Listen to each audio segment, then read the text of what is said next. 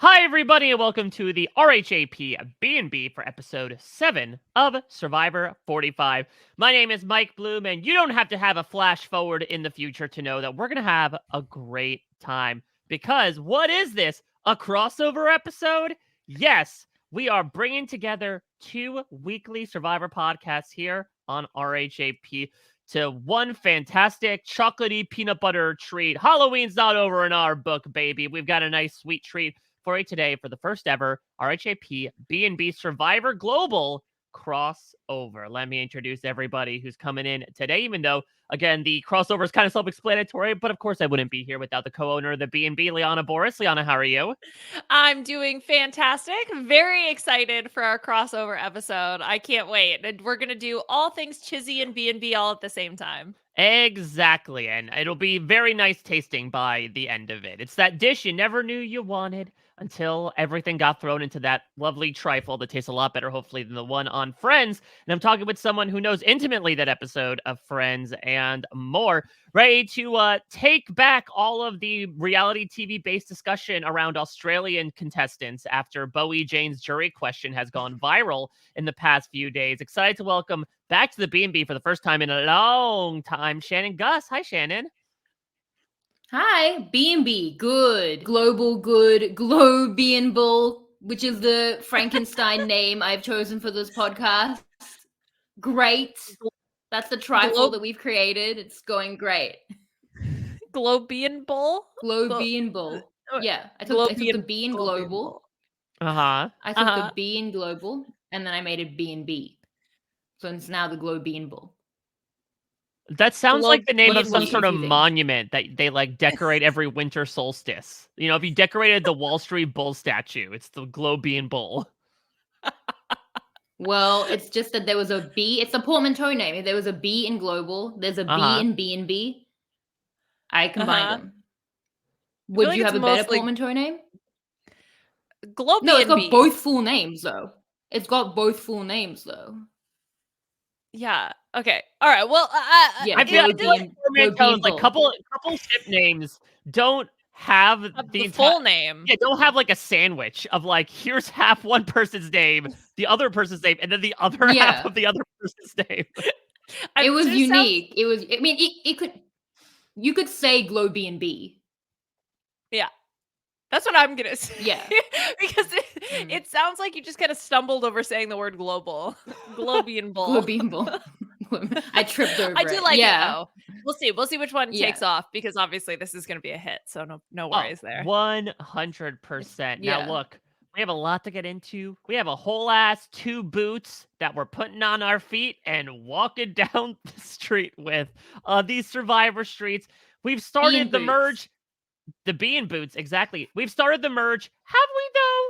I guess that's the first thing to talk about is I did enjoy this episode, as I've been enjoying all episodes of 45. I will say, though, for production, from my perspective, largely taking, I'm assuming, some of the things that they didn't need to do in 44 and sort of toning them back. They dipped a bit into, you know, those old habits with a lot of stuff that was done in this episode that I felt a little needless. Again, I still love these people, so I think it was a fun episode overall, but I did find myself kind of like looking back to what we had earlier this year, Shannon, and we're like, oh, okay, you never truly went away, Survivor production. I don't know. I mean, I think that things have worked out. Like, they happen to get 2 interesting votes, which is lucky. And look, I still think that there's been like so much meaning in these votes. Like, I'm still not going to come for production on this. There are a couple of things. Flash forward, I'm looking at you. But that, you know, in terms of going from Murgatory to the split tribal, do I want them all to get together? I do. But I've had a lot of fun with the players. I feel like we've happened to just like shake out into interesting iterations, whether it was like the 2-2-1 in the preseason, Murgatory, the numbers kind of panned out in an interesting way. And this was 2 groups where it was like a 3-3. And I felt that both Sifu and Caleb had options that didn't work. You know, like they had options that they could have played out, or mistakes of the past came back to haunt them. So every single time, because I felt like with 44, my issue was I felt like there was so little meaning. Like I felt like production was shoehorning outcomes. Then the players were being played by the game, not each other. Whereas I can't say that with either of these boots. So the fact that they were still meaning, and the fact that they were still really interesting votes, while I think that these 2 rounds have kind of pushed the congeniality to the point where no one will take a shot in the long talked about Reba Bello war. Yeah, lots I of think that saber that's a rattling mistake. going on in 45 of like threats on social media, but no actual action. Yeah, but like the thing is, like, I think the players are wrong to do that. Like, I don't think the game is playing them to push that. Like, if the game is playing that, like them on that, they're playing themselves because I don't agree with the decision. So it's still their agency I can talk about, and it's still the players going home and the decisions being made that have meaning. So I'm still not super mad at production, which is weird. I would say for me, I'm just really disappointed that we didn't get to see more of the fallout of Caleb negating so many votes. Like, then it's like we kind of shuffled on, they split them up, and then it kind of became this default decision almost. Whereas if the whole group has to come together to reconvene, does the being able to negate so many votes from the shot in the dark have this more global shift? I almost kind of feel like the fact that they split it up kind of reset that maybe to a certain extent. Yeah, thank you. And so Every that's the only B thing. word. Yeah. We're just gonna put it all together. Yeah. That's the only thing that I could take umbrage with, I think. But then that's a theoretical anyway, right? Like maybe if they had even all stayed together, he still would have been the consensus vote. We never would have known. Yeah, it's this weird sort of confluence of factors, and I think despite us being a crossover, we're not necessarily the podcast to do like why Caleb lost, but he seemed to reason with Here's me why, that though. there was this sort of like combination though of like the people he happened to swap with back in this 6-person. Caleb just doesn't do well in 6-person situations, apparently, from a luck perspective, but he happened to swap on with D, Julie, 2 people that he explicitly named in the previous tribal council. To that point about timeline, Caleb also told me that apparently, like, they had the night. We saw some of the fallout from the night. They woke up, got tree mail, and then like 3 hours they were off to the challenge and then split off again. So I do agree, in another world, I'd be intrigued to see what would happen. Would people like Dee and Julie try to rally everybody again to vote off Caleb? Would Bruce still be taking shots at him? We saw like some ground get made, though it seems like neither party was necessarily agreeable to it. I will say, from an editing perspective, I feel like we haven't gotten this in a while. The first 15 to 20 minutes were so Bruce heavy. And I found that pretty surprising. Of Bruce. Yeah, like, and I found that so surprising in a season that's like been fairly even with their editing, and especially because it was not the episode that Bruce went home, that they really went all in on like nobody can stand this dude. Bruce is really Bruce is really interesting to me because on one hand, we're being told that, no one can stand him. He's so annoying. Even the people who have only known him for a few days are already annoyed with him, right? In Caleb. And then at the same time, we see him have correct reads. Like, we see him win the split tribal when he's saying, I think that Kendra is throwing my name out there. Kendra's throwing his name out there. When it was the first mergatory thing, he's like, no one's talking to me. No one's talking to me. I think I'm in danger. So I'm like, what am I supposed to think of you as a player, Bruce? Because on one hand, you're clearly ostracizing everybody who you're trying to play. Even the people who really want to work with you are struggling to work with you. And yet you are somehow reading things correctly. What am I being told about Bruce as a game player? It still hasn't quite clicked in my brain yet. Well, Bruce, his awareness is good enough to know when he's pissed people off, which is often. So that equates to like multiple good reads. But his awareness isn't good enough to not piss them off to begin with. Yeah. Right. And then to know to stop pissing them off. Like, that's what I think was really, really hard with Kelly. Like, Kelly managing Bruce. And he's not the kind of person to be like, oh, you've brought this. You're right. I'll change. He's so defensive, which is such a hard thing to manage. So I don't know how much I can credit the Bruce read. He is correct. He's like, Kendra, I don't know, I have this feeling Kendra's coming for me. It's like, yeah, you were just throwing all of Bello under the bus. Like, good read on that, but maybe don't do that to know that. So it's definitely a really interesting one. I think that if I look at these 2 groups, it's such an interesting parallel situation where you have a group of 3 of each side and what is meant to be a war. Please take the shot. But anyway, Caleb did last week. Well, that's the only shot that's been taken. Come on, guys, that's fine. But so we got like 3 Rebas, 3 Bellos on each side of the, like, in the tribes, in the new groups, not tribes, but with the immunity winner, obviously. And then you have, I thought, like, really sure, good options where you have this leverage of this like clear block of 3 to take out Jake, this like central Bello number, or Drew without his safety, without power, which is like this open advantage. He doesn't have a bag. He's not going to play it before the vote. But instead, this like congenial kind of, again, like they talk about it, agreed upon option in a Caleb, in a Sifu, and we can talk through how bad I feel those decisions were on either side, because Caleb, somewhat Bello strong, but surely you would think at least more malleable than like the most Bellowest Bello, which is Jake pretty much. And Sifu, such an unforced error I felt here from the original Bellos, who have leverage here, and go for Sifu, who told us in exits like he wanted to flip. He was definitely like very anti-D. So I feel like people, like the way that the groups have just been like, you know, taking like trying to be congenial, so like cutting out options while still like maintaining just at least their like core base, has actually led them to a difficult position where I feel like now Reba is going to be saved by Bello breaking. And Bello also, like, they would need a cobble because they've given away options. So I feel like both sides have had misses here around taking around possible swing votes that they should instead try to secure, but instead of just like parted with. But they're lucky that they've both done it. So it was interesting that it was like this parallel like mirror situation. For the second week in a row, seemingly, even though the last week was sort of like you said, converging upon this option, as you and Christian talked about last week, like, and we talked about as well, they were not making what should have been the correct decisions on who to target. I do wonder, to your point, because it is so interesting that they keep talking about this conflict brewing, but nobody wants to take that first shot. And I wonder if it is this sort of new era mentality of like, hey, if you're the one to make the big move, sometimes you appear immediately as the next person to go, and nobody wants to be personified as that. I mean, you have someone like Austin, who, despite the fact that he voted out, Caleb is talking about him and even about Kelly as like, I don't want to get rid of them too early because that's going to draw a target onto myself. Now, yes, you know, these were 2 opportunities. I guess it is the final 10 after this, and so they're just still anticipating for it to happen. That being said, it has to happen. And for me, at least, I would much rather take the shot early and have more time on the tail end to like negotiate a better position and figure something out than figure out, okay, it has to be exactly at final 7. And then I map everything out from there. You can't always be Marianne with Omer. And even then, she still had some like tough negotiating to do at that final 5.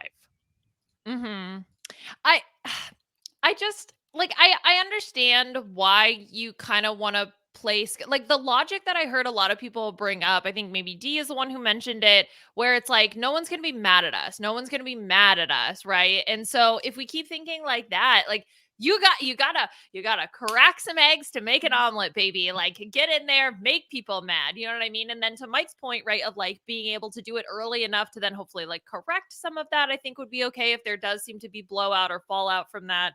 Yeah, it's just especially because we keep getting hints of the war. I'm ready. No ready war. For war. Well, it's interesting as well because this is a double tribal where they're not going to find out who the other tribe voted for, the second tribe. So I would get being congenial if you're that first group not wanting to take out Drew, knowing that you might be like, you know, sentencing Jake to death. It's like, oh, okay, you want a war? Well, like, now we're going to take advantage. But considering that wasn't going to happen, they keep saying everyone will be happy with this. I'm like, make people unhappy. I feel like the weirdest Survivor commentator being like, be so antisocial. And I've said it for so many weeks now, but I'm like, how about you think about what won't make the opposition happy? And I said this last week as well. It's like, if the opposition are like, thank you for this gift of J. Maya, you've done the wrong thing. Like, you're emboldening the other side. I feel like now they'll come back and be like, oh, Caleb, Bruce will be okay with that. But like, even the Bellos will be like, ooh, not great, but thank God Jake is here. And definitely the Rebas are going to be like, okay, bye, Sifu, you know? And like, thank God Drew is here. And how silly would you feel if the other group took the shot? And maybe they're correctly reading that that's not the vibe and the culture and that's not going to happen. But like, if they took out Drew and you took out Caleb, or they took out Jake and you didn't take out Drew, you'd be like, oh, we just lost that leverage. Because they both didn't do that, maybe there is a correct read on a culture that I just simply disagree with, again, week on week. But yeah, I especially think that, you know, Caleb is its own thing because Caleb in exits feels especially Bello strong. But with Sifu, that's a number that like they actually, like, Bello really needed. And it's on Sifu as much as it's also on Bello. But, like, Sifu kind of talks about, like, this broad loyalty and using himself as a number. We're just hearing he's a wild card. And I feel like that vague wild card terminology, other than, like, looking for idols, is something that doesn't really resonate with me. Like, what do you mean by wild card other than the fact that he is, like, an idol searcher and, like, a kooky personality? What he is to me is someone who doesn't have a home. Use that. Like, bring him in. Like, don't cut that. Like, you know, and especially if he's desperate now, like, this is the chance to make that relationship. So I think, like, huge missed opportunity there. If Caleb was up for the taking, which I feel is much less of an option for Reba, I wish they would have had the capacity to do that. But we can talk that kind of through with that group. But yeah, I'm just, like, waiting for the war. And now I don't think it'll ever happen. Because now I think like Reba and Emily have 5 of 10 and Bello are just going to crack, you know, like, and now they kind of have Katurah. And, like, now, like, actually, like, Bello have lost the war kind of behind enemy lines in this, like, covert way by just, like, cracking internally. And I feel like now we're never going to get the war that Drew has been promising me for 3 weeks. So anyway, but it's an interesting thing because, again, it's like I disagree with those decisions. Well, you talk about cracking. Let's talk about the twist of this episode. Yeah. Exactly. So let's get into this idea of a split tribal. And let's particularly get into the decision that they utilize for this season that I am not a fan of. You talk about how, hey, the second group to go didn't know who the first voted out was. That's because the person voted out in the first group in Sifu did not make the jury. This is needless to me. So rude. Poor so rude. It's very mean around people care a lot about the jury, and we've debated non-elims in terms of jury removal before, and I've defended them more than anyone else.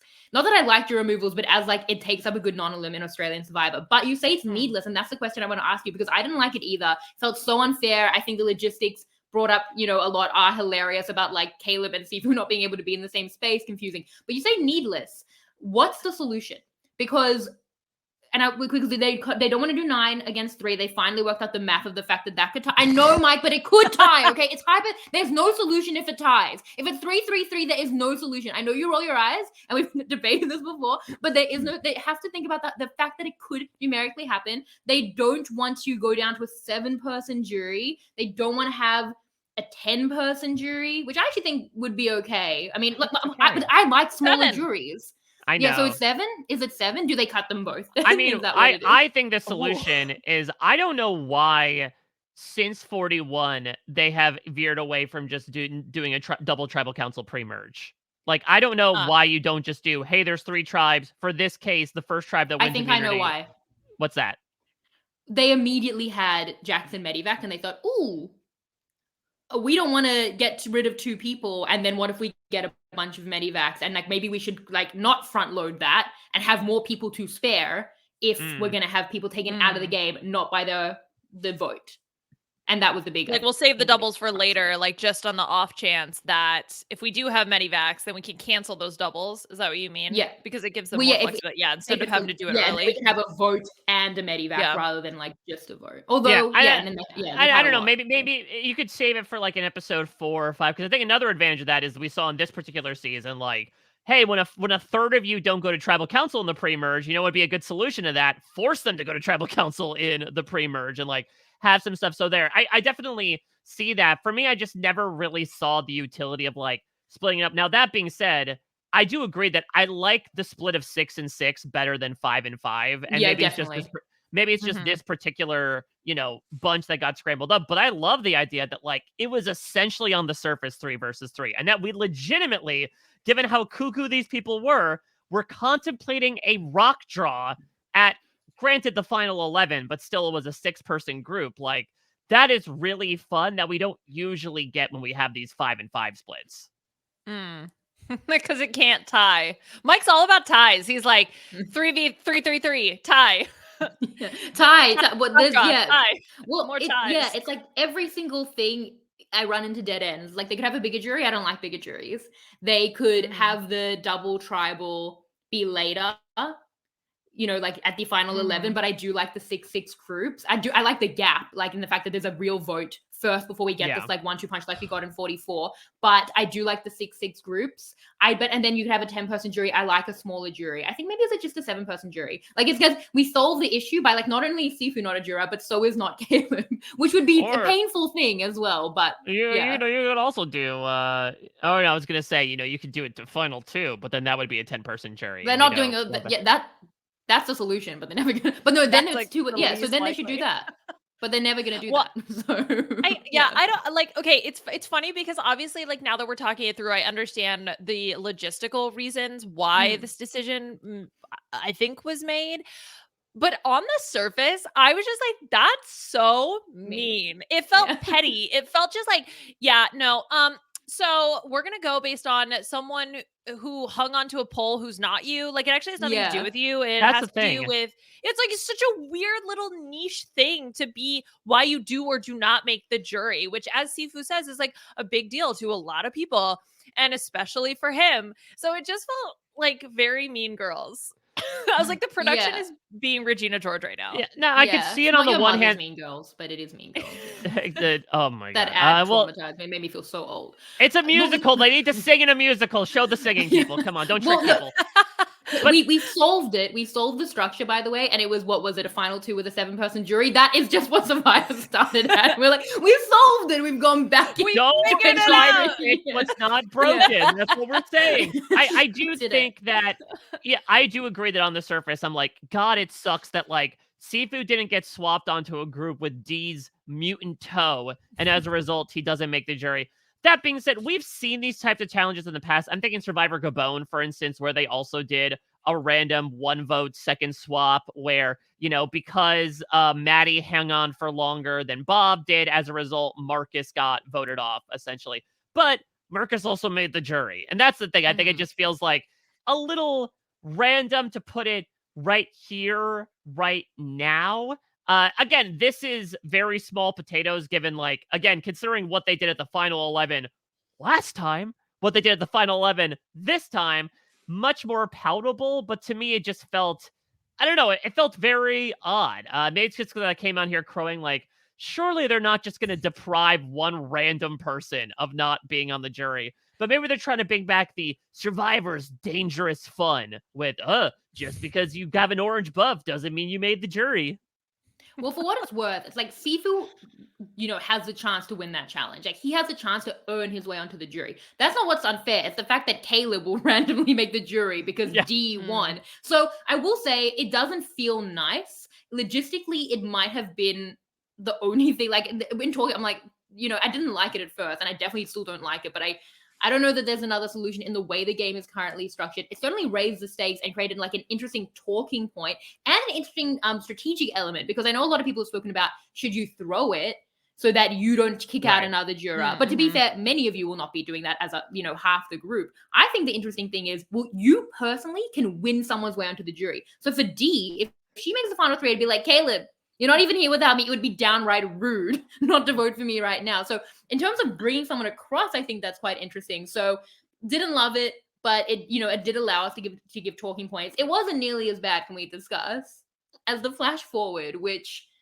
was so downright insulting. Like Survivor don't show me the votes before Tribal Council challenge. That has happened 2 weeks in a row. Survivor UK did it last week in a preview that burned my eyes. And this week, the flash forward was like, do you want to know what's going to happen in 20 minutes? I'm like, no, I'll see it in 20. I'll see it in just 20 minutes. I'm ready to wait. I'm not impatient. Like, so here's the thing. Like, I think I speak on behalf of all of us when I say, like, we like new storytelling choices.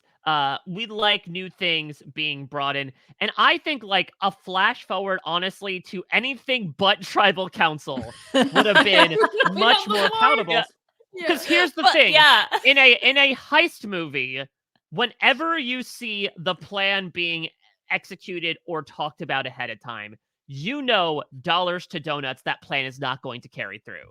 Because that surprise is not going to get ruined halfway through the movie. You want to save the turn, the surprise for the end. So for me, as weird as it was, and I was at a viewing party, and watching everyone watch that with just stark confusion on their face was remarkable.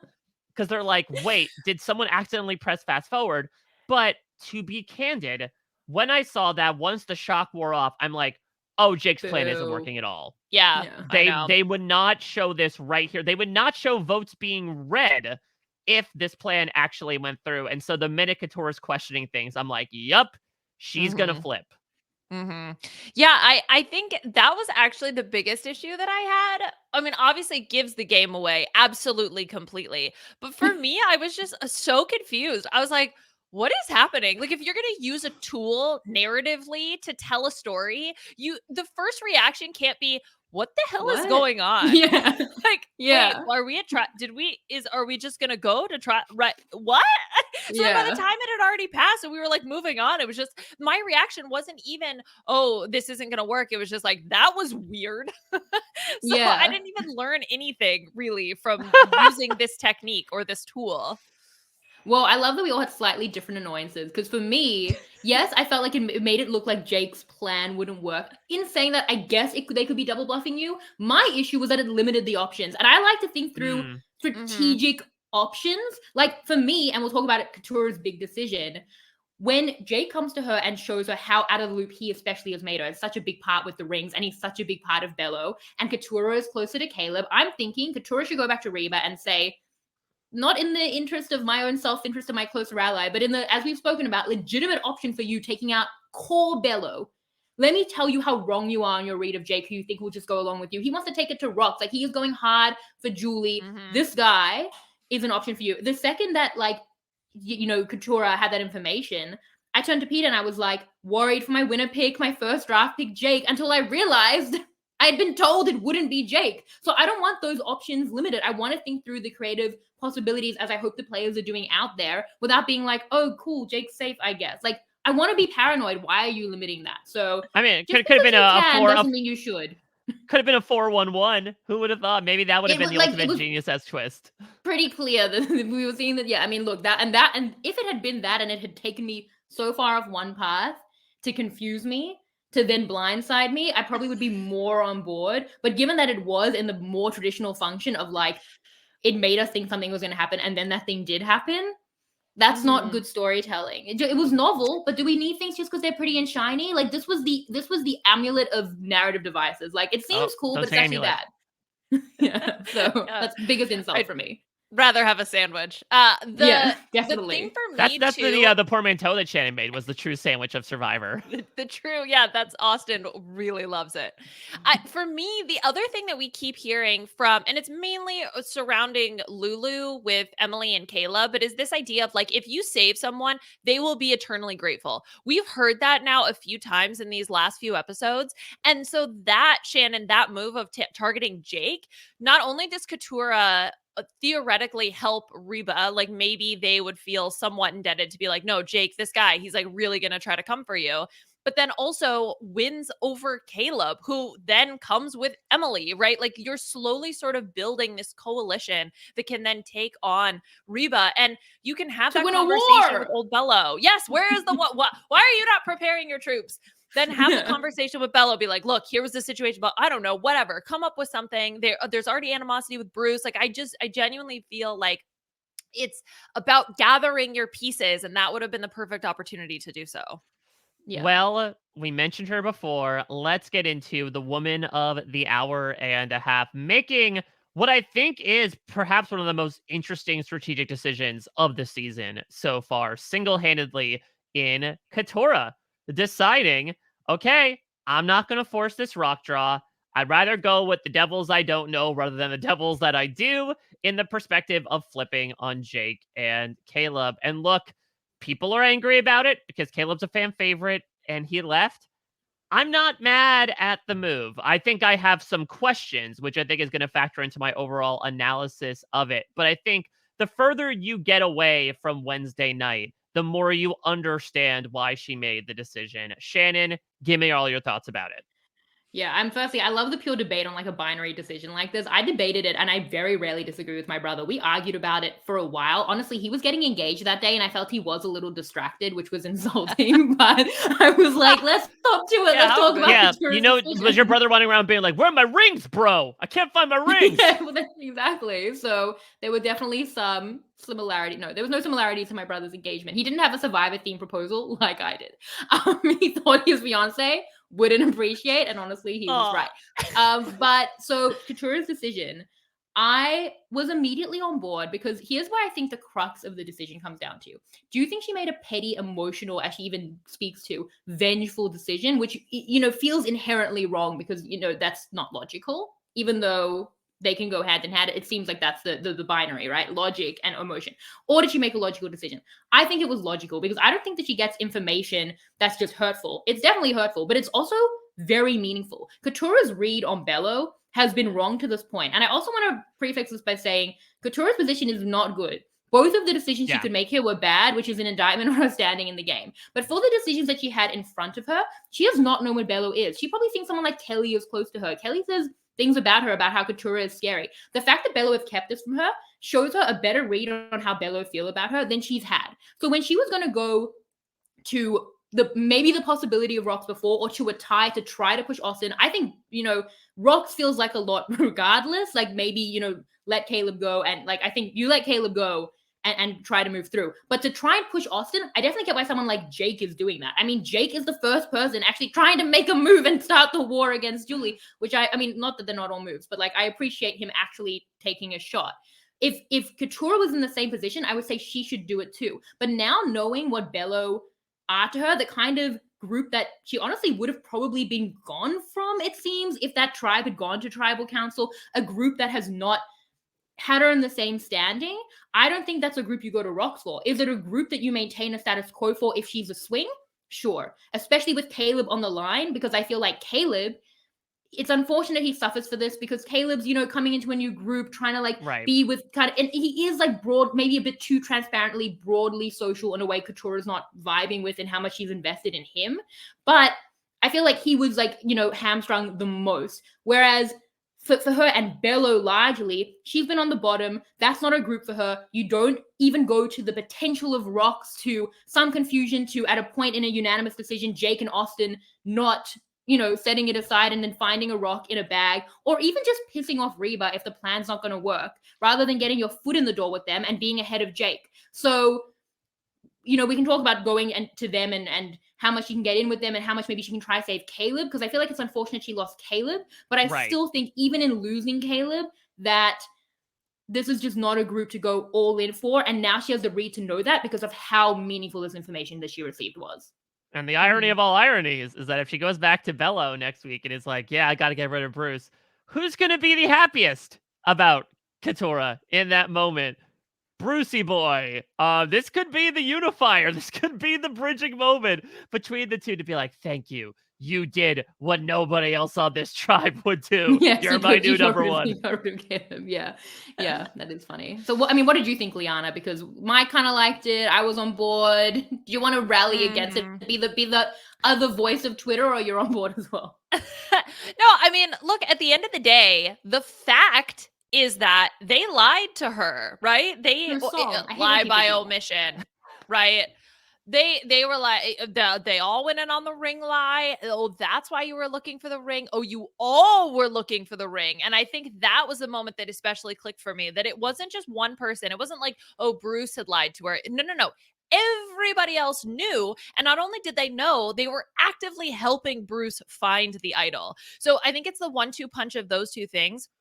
And finding out that this group that supposedly you thought you were on the same page with chose, okay, and I use air quotes, but chose Bruce over you. That's what that would tell me, right? They chose to protect Bruce's secret above, oh my gosh, Katurah, you're not going to believe this, blah, blah, blah, blah, right? It was, they waited until it was the opportune moment. You feel used. You feel like you're just a piece that they were saving this information for. You don't feel like you're core. And you also feel like Caleb snuck in and maybe took your spot to a certain extent.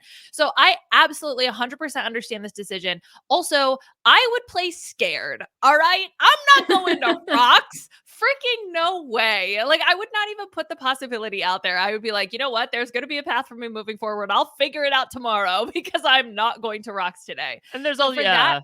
I support her decision. Absolutely. I can understand it. I didn't think about, Shannon, the point with targeting Jake. That I like even more. But for the decision that she made, I understand why she did it. And I can see the logic there. I also wonder if there's something a bit unconscious too about, like, Caleb should be gone already. He had a 5-6 chance of going. Am I really going to rocks for this guy that should have already been gone? Should Caleb have been saved again? My biggest question mark coming into this is what's next. And it's tough because, like, we're trying to speculate about this move in the moment, but I would imagine, to your point, Shannon, I agree. I think it was very methodical on her perspective. And surely she has some idea of what she would move forward with. Whether it's like, okay, I'm going to try to find some Rebas to work with. It's tough because from what I remember and what I've seen in these past 2 episodes, like, we really haven't seen an iota of Katurah interacting with any Rebas. So I don't know. I mean, with this move, the closest comparison I come to actually is just from like a pure structural perspective, the Cochrane flip in Survivor South Pacific, where it was even numbers. It was it was okay. You can force rocks. You're gonna sort of like, and then because this person felt like they were on the bottom, felt like they were sort of discouraged by their tribe, they decide to flip over to these people that they only met a couple of days ago. And the problem that Cochrane faced is that he was walking into a situation that had a very clear structural core set up that he cannot break his way into. I don't necessarily think it's as binary for Katurah as, okay, I'm just going to join the Rebas and Emily and then we'll move forward. Because again, I haven't seen anything to lend credence to that. If that's the case, though, again, it's another example where, as you mentioned, Shannon, there is this core quartet. And I think unless they're saying, okay, Katurah won't get any bellow votes, let's take it to the end, that's going to be pretty impenetrable if that's her plan. Well, neither are good options. I mean, because like Steven, was talking about why it's a good move, but a lot around like in the new era, you don't really need a group. I think you need groups. Like I think, like Taku, like the groups can do well. Like look at Tika. All the TK groups can do well. But like I do think that you want this alliance. I just think like Katurah doesn't have one regardless. So like I'm not going to rock for my lack of alliance. Like if she was a swing vote between a 3 and a 3 or a 2 and a 2, I would maintain even just to keep Caleb. But knowing that she's putting herself at risk, knowing that as much as I admired Jake's gambit, it was a long shot. And then, I've spoken about this with like Dr. Amanda Rabinovitz. There's a psychological win around the foot in the door about like, we've seen winners do this thing about like Danny or Chris Doherty, like voting out your ally to be like, I'm the best, I'm the best victim here in terms of the people on the bottom of this, so I can get in first. So I think there's a little win there that was worth it when she's not losing a lot. She's losing Caleb. That's unfortunate. That's why I would have tried to take it, to try to take out Jake. But how much is Caleb bringing? Like you say, Caleb should be gone. That's strategically meaningful. Like, are you swinging with Caleb? Caleb's not a swing. Like, he's a target. He doesn't have a lot of agency. So he's a hard one to try that hard to protect at possibly the expense of your own game. Like, even with Bello, there are clearly issues with you and with him. So I think that there's a lot of strategic meaning around not wanting to do that at like this difficult time where you don't have the leverage, even at a rock draw, that they're trying to push Austin. And, we know that Austin has a ton of advantages and probably doesn't want to go on a rock. They're reading that he's scared. And I can't speak to that as much because that feels like a kind of person to person thing. But like leverage wise, he'd be like, both of you will pick rocks compared to me. Like your chances are literally half as good. So it did seem like a bit of a gambit. I don't know that it would have worked. And I think that maybe just, preserving herself was better. I hope she went to Reba and was like, I'm with, I hope that either she's, maybe letting Jake fall. Like they assume they're all voting Caleb, Jake doesn't. So she kind of gets out ahead of him. I would prefer that she actively goes, throws them all under the bus and really like takes that ownership of that move. But either way, like I'm not even getting even remotely close to a bag for a group that just lied to me where they did pick Bruce. Has that changed a bit since? Seemingly, but like that is not how she saw it, and now she knows she has been on the bottom, and that is information she's taken to make a move with. Here's another thing. Last time, Mergatory, Katurah reached into a bag, picked the bag rock. Is she thinking she's got some bad rock juju happening? Ooh. And she's like, I'm not getting, to your point, Shannon, I'm not getting near that bag again. I know what happened last time. It's not happening. It's not happening for me again. She didn't end up being safe. But I get your point. Yeah, it's the odd man out, the odd rock out. Yeah, like, wait. She got the best rock. She did nothing. She picked a clearly better group without even having to get mud on her. And then she got a feast. She has good rock juju. What are you talking about? She has the best possible rock juju. So maybe she should think about that luck. Also, don't say bag around me because I'm still extremely triggered by the now 2-season bag storyline. that can we briefly? Oh yeah, everyone's coming in Drew. like 46 on. People are coming wearing trench coats with everything they have All on them their to things. every challenge. Like, yeah. Oh my. Okay. I can't with the bag thing. It's just like the worst production decision. It has no possible upside that people can't get their bags from it. It also is dumb that they're like the fact that they logistically have to be at different tribes is meaningless to me. Like that's just like logistical whatever. Like we shouldn't even be thinking about that. You know? And then like different camps? Like that they get physically split. Yeah, like, oh no, we're back at Lulu. Like, I don't care where you are. Yeah. It's not important to me as a viewer. And so now, for anyone who didn't read Mike's parade interview with Sifu, firstly, how dare you? But also the fact of that Sifu didn't have his bag. So it looks like it'll screw Drew. It doesn't. But then Sifu doesn't have his fake idol. He doesn't have his shot in the dark. Producers, do you not want to watch someone float a fake idol? I thought you loved that shit. You don't want to see someone play the shot in the dark? What, did we have fun last week? Would last week have been fun if Caleb was like, I forgot it again. Oh yeah. I left it at home. Oh no. It's in my other pants. Like if he'd pulled a Roxroy and like accidentally lost his shot in the dark. Why is the shot in the dark even like a present thing? Like it should just be like a concept. It's so stupid. And I feel bad for Sifu, and I feel bad for us as viewers that we lost out on content because Sifu didn't have his bag. And I just like demand that this ends. I mean, they just like that's my list of demands for production. No one else wants to come with the heat on the bag shit. Like, no, I mean it does seem very it seems somewhat arbitrary. Yeah. I'll keep using the word needless. It just feels needless to me. Yeah, exactly. But I do like the idea now of everybody showing up to all of the immunities just festooned with everything from camp. Like they brought the pot, they brought the machete, they brought like just in case something happens, we're taking everything we own. Yeah, shades of the villains, right? Trying to force an early merge by bringing all their stuff to a reward challenge. Like, let's make that happen. Let's make Survivor Hoarders happen, where you bring every single thing with you. Plus, it means that Shannon, a much greater chance of your beloved poop idol happening in the American version, where like, say Austin brought both of his idol and his amulet happening, and like it falls out during a challenge. Everyone's like, oh my god, Austin has an idol because he happened to bring it to the challenge. I feel like saying Shannon, your beloved poop idol, is like close to defamation. I don't even know where that is. But also, like just because it's Australian, like no. But also completely out of context if you're not familiar. With I'm gonna let if you're not familiar, I'm gonna let y'all's imaginations run. She pooped an idol. An idol fell out. She found it at the challenge. Yeah, that's so. Listen, people have eaten clues before in International Survivor. We're like 2 degrees removed from that.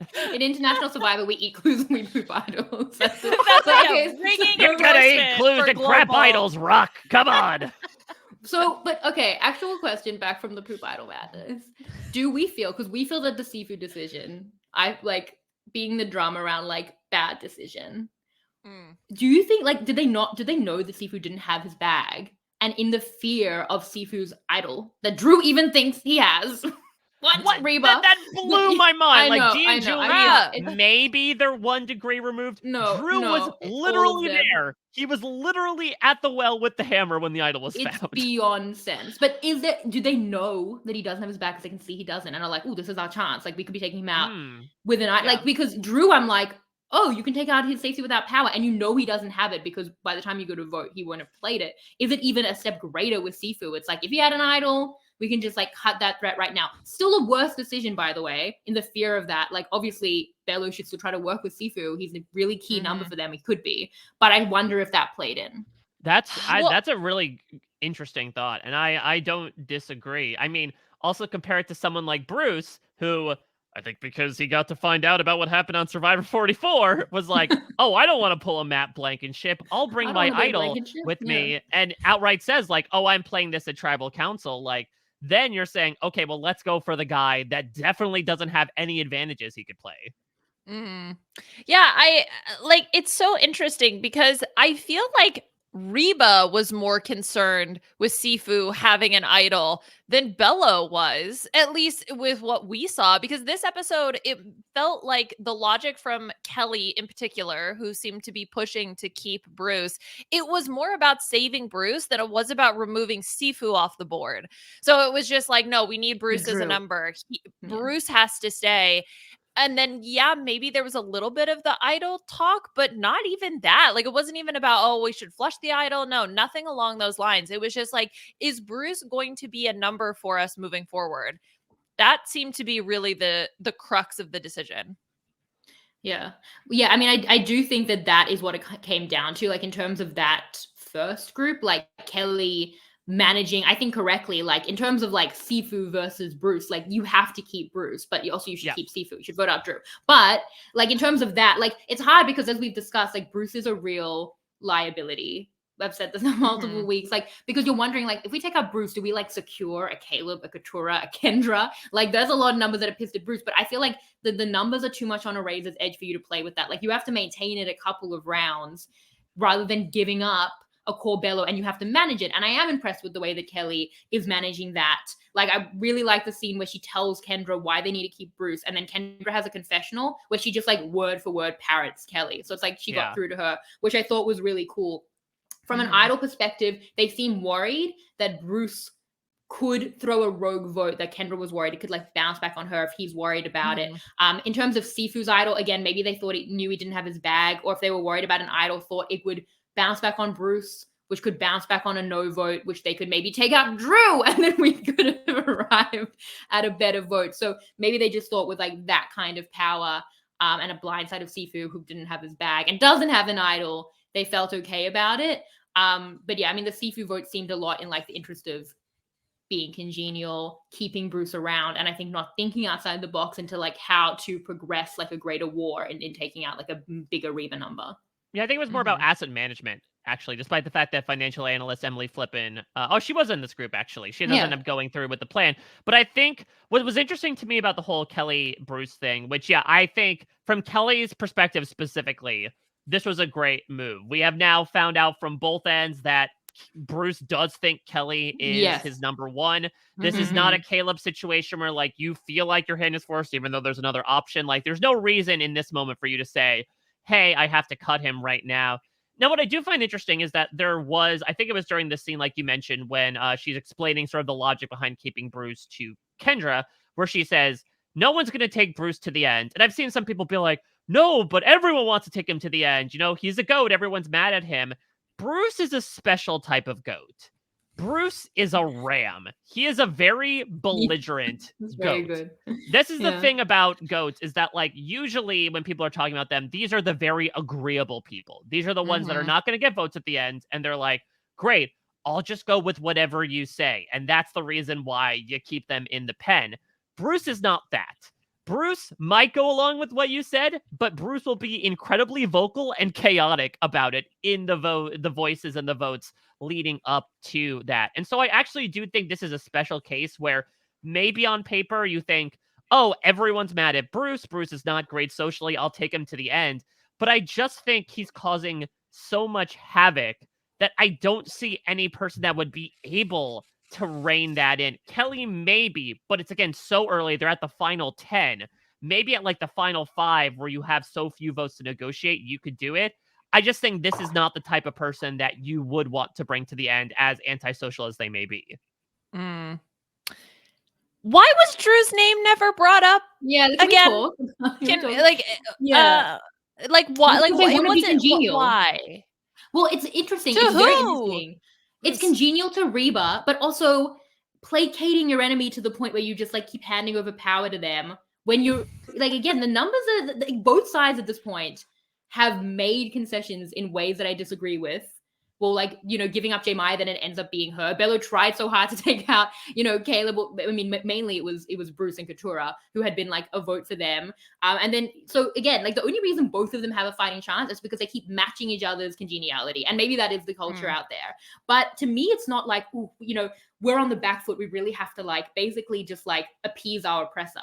Like you're close enough that we need to start cobbling. And when it's like a proper swing like Sifu, that's like, that's a, you know, yeah, that's a vote for you. Like that's an actual positive, let alone taking him out of the game. So for Drew, I think we need to credit him because Drew is someone who, louder than anyone, has been banging the Bello versus Reba drum for so long, to the point where we criticize how openly he rejected Brando. And there's another world where they do take out Drew, and we're coming here and debating how Swap screwed Drew was. We would have been saying, unfortunate numbers, but you could have secured Sifu more. Unfortunate numbers, and especially but maybe because Drew wouldn't have a safety without power too, so it would be Blankenship all over again. It would have been traumatizing. But we would have said, maybe don't be so open about the war. That's something like an Andrew Savage player does, who will fall when it gets to you being down in the numbers based on a swap or at a merge or anything where you're like a figurehead of a war. And somehow, even with vocally saying that, and the fact that we would have, while he would have been in an unfortunate position numbers wise, we would have had our criticisms of why he got quote unquote swap screwed, because he has been so vocal and there would have been meaning behind it. That doesn't even happen. He's working with Kendra, who has vowed revenge on him and Emily. He keeps Emily with as well. Like that also is important. And I don't know how much is crediting him or even Emily in that. But the fact that it's not even like Katurah said last week, like, Emily is congenial, right? But she's actually Reba. Like, that's a cool way to hit Reba by being like, oh, we didn't know you were so close to Emily. Like, there are maybe ways to even do that, but I would go for Drew. But even then, to take Sifu, where Drew was like, sure, like, I prefer Bruce, but like, I have no agency. How am I even alive? So how much do we put on Bello versus like the credit to Drew and his relationships and his threat management and the conversations he's having? Because it's probably a little of both. And honestly, like, very impressed by Drew on that.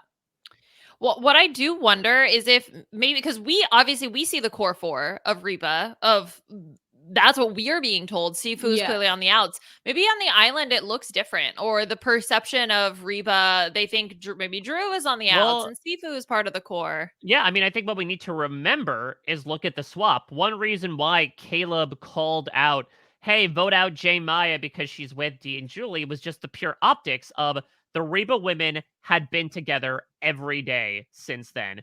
Drew and Austin might be seen as a pair, but I would imagine there's a world where these four are doing a good enough job at masking, and the fact that they were separated for, a few days would make people believe, okay, it's Dee and Julie, it's Drew and Austin. I don't know if those two pairs are working together. I think that threat management is so key. The fact that Dee is the figurehead, the fact that Austin's like the big strong guy, and like maybe Drew has a bit of the Carson effect of like young nerd, like it's not as threatening, but he's pulling a lot of the strings. So I think that is a credit to him. I think that these misreads are really crucial for what we're saying are mistakes by the dominant groups in each group. In that for the Rebas in group 2, do they even think they can get a Jake? Do they think, like, will Caleb even come with the reason they're going for Caleb, one of the big reasons is they're misreading Jake to think that Jake will just come with them. He's someone who can just be pushed, and they're wrong about that. How right would they have been if they tried to get Caleb? I'm not super sure, but I definitely think that a Bello misread on Drew has been quite pivotal. All right. Well, we're surely going to talk more about this episode, but let's start parsing things through from the global to the B&B. We're moving to the middle part of the sandwich, I suppose, here, and talk about Liana and I making some preseason predictions about the two lovely gentlemen that we lost in this episode. Let's start with Sifu. Certainly an enigmatic character, both in the season and preseason. Liana, how did you think Sifu would do, and how would it compare to how Sifu would think Sifu would do? Well, I had Sifu as pre-merge. So I said that you'd think Sifu's physical strength would make him a key component of Reba, but his social game kept him on the outs and he had a hard time connecting with people. Sifu's erratic Tony-like behavior made him the prime target of Austin and Dee, who were the apex of power on Reba. And unfortunately, the world champion of push hands couldn't push back hard enough to prevent him from being the shocking first boot from Reba, which I know I said last week J Maya was the first boot from Reba, so I think I just forgot what I had written. That's honestly both fair, though. They're both first boots. Yeah. They're both it first boots. It really did seem like flip a coin if Reba actually went to tribal council. Yeah. His ally was the trees, and his enemy was Dee and Austin. I mean, I think more so his enemy was the trees. Yeah, the enemy was the trees. Kept hitting kept them. Punching them. Yeah. Oh, do you think the trees got their revenge on Sifu? That like they're out there in the woods and they're like, oh, we should vote out Drew, and the trees are like, no, vote out Sifu. He's hurting us. Please.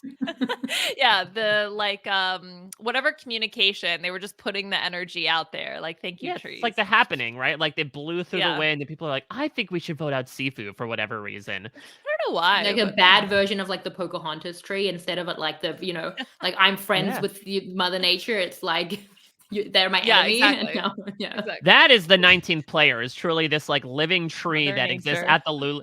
And it was at the Lulu camp. Maybe there's a tree at the Lulu camp that's like, I think, Sabaya, you should vote out Canaan tonight.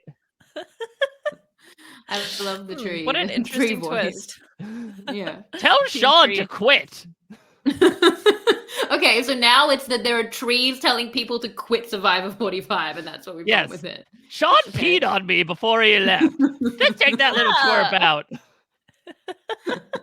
Quit, Sean. Like convincing. That's a really creepy story. Like the trees really are convincing people to quit. Don't you miss Twitter your will be husband, fine with Sean? this. You won't get any hate at all. Maybe it's like the Hunger Games where like Jeff has a walkie-talkie in a tree and he's pretending. It's like speaking to him. Yeah. We cannot lose Emily tonight. Hannah, aren't you hating this? Yeah. Look at me. nicotine? There might be an idol inside of me. Come here, kid. Bruce, find me. Hey, look at me. Here. So maybe that was what was encouraging Sifu to go buck wild here. So I did have Sifu making the jury, but barely. So I suppose I was on the other side of that dichotomy. 1 hour too early. Yeah, exactly. One D's toe too late. Yeah, one Sifu. What they say, by like a hair's breadth, by like a D's toe. That should be the new way to measure. The faith of a D's toenail. Caleb got through and Sifu didn't. Sifu barely hits Reba Beach before going full Game Changers Tony. He immediately sprints into the jungle where he starts looking for idols and spying on people. When he actually does find the idol, somehow it makes him double down on this behavior. When he finds his idol, he'll make some sort of reference to powering up Super Saiyan style. Survivor fans will go ballistic that anime is actually mentioned on primetime reality television. Though his initial efforts do not go unnoticed, Reba's near undefeated winning streak allows him to stay out of the line of fire. He'll also spend a scene teaching his own version of Coach Chi, known as Sifu. I guess that's like Kung Fu, but Sifu. After just making it to the jury and winning an immunity challenge, the Rebas are surprisingly the ones to lead the charge to take him out. Wanting to finally be done with him and feeling he's too threatening for the individual game, the others will agree. And lastly, he and J. Maya will collab on an on-island Survivor song. Unfortunately, due to Ponderosa ending years ago, it will not see the light of day until the two perform it off-island once the season's over. Oh my god. Yeah, that's... What? Are the trees talking to you? That was so weirdly accurate. Oh my god, the clip of them playing together was like it was great. Yeah. So those of you that don't know, cute. so J. Maya did a show in St. Louis this past week, and because Sifu was in the area, in fact, he told me about an alliance he had with Katurah called the St. Lunatics, because they're both from that area. He played with her. It is so freaking good. It's like the dragons are kind of so bad it's good. Sifu and J. Maya are like legitimately so good. It's That's good. their job. Definitely check it out. And I said closest ally was Julie and worst enemy was D. D's toes. Okay, Mike has spoilers. Like that was so on point. Like firstly, in listening to that, it's very clear that Sifu was exactly who we thought it would be pre-season. I know. We were both pretty on point, like Dee's toe can be, I guess, if she did ballet. Because like Sifu was very much as he said he would be. I think that I thought maybe it would go better. I didn't think the social game would be as bad as it was, but you guys clearly did. Like he was on the outs. He was apparently closer to Julie Mike, but like very much against D. His main enemy was kind of J. Maya, but now I understand how that happened. Like she came to him, was like, we're on the outs. He was probably thinking like, well, only 2 people. Like I can't work with you. So he was, try to outrun her. And like that probably was the right move. And it seems like it kind of would have worked, because at different times he was going to go when Sean went, and later she was going to go kind of on Dee's whims, like her toes. So she kind of changes her mind on that. Anyway, Sifu was fun. I kind of feel bad that he was reduced to a bit of a caricature, like a Jack Black light kind of vibe. But yes. Yeah, Mike, you were spot on. It was crazy. Like what? To every point. Listen, crazy. if there's one person I know and I can clock, it's the kooky characters on Survivor. Yeah. So those are the guy's ones collabing with J Maya after this. Like I can see that clip. Yeah. Listen, and I love the fact that like again, J Maya seems so under duress when they were doing it on Island to actually see them like doing it and enjoying each other's company. So I mean, good. it's still wild. Very It's cute. absolutely wild. And you know that as much as the producers may have made some mistakes with like the way they stacked Lulu, putting J Maya and Sifu on the same tribe was like an incredible decision. We didn't see enough Very of it. fun. Honestly, like the fact that they went in these two kind of not screwed, but like weird production things to not make the jury. From an edit perspective, I kind of get why like they were so vague to us. I don't condone it because I feel like a lot of the Reba dynamics, that was the most confusing thing in the 90 minutes. We were like, what did J Maya do to you? And honestly, to this day, I still don't understand. But they felt right pre-jury. They maybe don't want us to be so pissed off about Sifu missing the jury that way, or J Maya losing to an 11 vote shot in the dark. So I guess from that perspective, they're like, let's just like make them kind of purple and we'll just never talk about it again. Yeah. Well, let's move on to somebody who was certainly missed, perhaps, and the opposite of what they were intending with Sifu and J Maya, to your point, Shannon. Let's talk about Caleb, one of by far the biggest characters in the pre-jury. And pre-season, I should say. And I guess I had pre-jury on the brain because I had him going pre-jury. What? Again, That's the a other crazy side. call. The other side of Dee's toe. Well, let's hear about what I thought would happen. I said, Philip Shepard style, Caleb continues to give nicknames to the 45 cast after running down the guys preseason. And yeah, I've forgotten about that. The days of Lanky Blanky and Johnny Tsunami. So he initially gets in Who was good. Johnny Tsunami? Austin. So you're probably not aware. So there was a Disney Channel original movie called Johnny Tsunami about I'm not aware. What about me tells you that you think I wouldn't be aware? I misunderstood your question. I thought you meant like who was most similar to John, not who actually was Johnny Tsunami, like the OG reference. Okay, that's my bad. No, I mean I meant who was most similar to Johnny Tsunami. I didn't know that was a pop culture reference. Okay. Yeah. No. Okay. I wasn't asking, is that a thing? I didn't know it was a thing until Mike just told me right now. So, really? Yeah. So it's a movie about I meant which player was Johnny. Okay. Yeah. Okay. So Johnny Tsunami, quick recap. It's about a boy who lives in Hawaii and is a surfer and then learns to snowboard. Okay, so it's Austin. Okay, see that also tells me that it's Austin. So surfer. Yeah. I only know Johnny Bravo from my like childhood media. I don't know any of that. Sorry. No, it's fine. Some things do not hop across the Pacific Ocean. I think it's fine if Johnny Bravo, like ultimate misogynist, does not necessarily pervade the airstreams there. Caleb initially gets in good as the leader of the struggling Lulu due to his friendly nature and challenge prowess. But when he starts mingling with other tribes, everyone's preseason perceptions of him being too schmoozy return. He'll get sent on a journey, and true to his bullshitting tactics that he used in previous jobs, will make up an entire story about a challenge and advantage he didn't get. Extra points for creativity, demerits for being sus. Like Kane, we'll get some sort of reference to him being the only Canadian, but instead of singing "Oh Canada," he'll make a reference to some sort of Canadian pop culture like Heritage Moments or Mr. Dress Up. And he becomes the victim of the biggest blindside of the pre-jury. Fearing his power at an upcoming merge, Sabaya carefully orchestrates his blindside, who goes out stunned at a unanimous vote against him, leaving with an advantage in his baggy pockets, and his ally and enemy were both Sabaya. Okay, it's parts of that were on point. Parts of that we nearly got there, and episode 3. Yeah.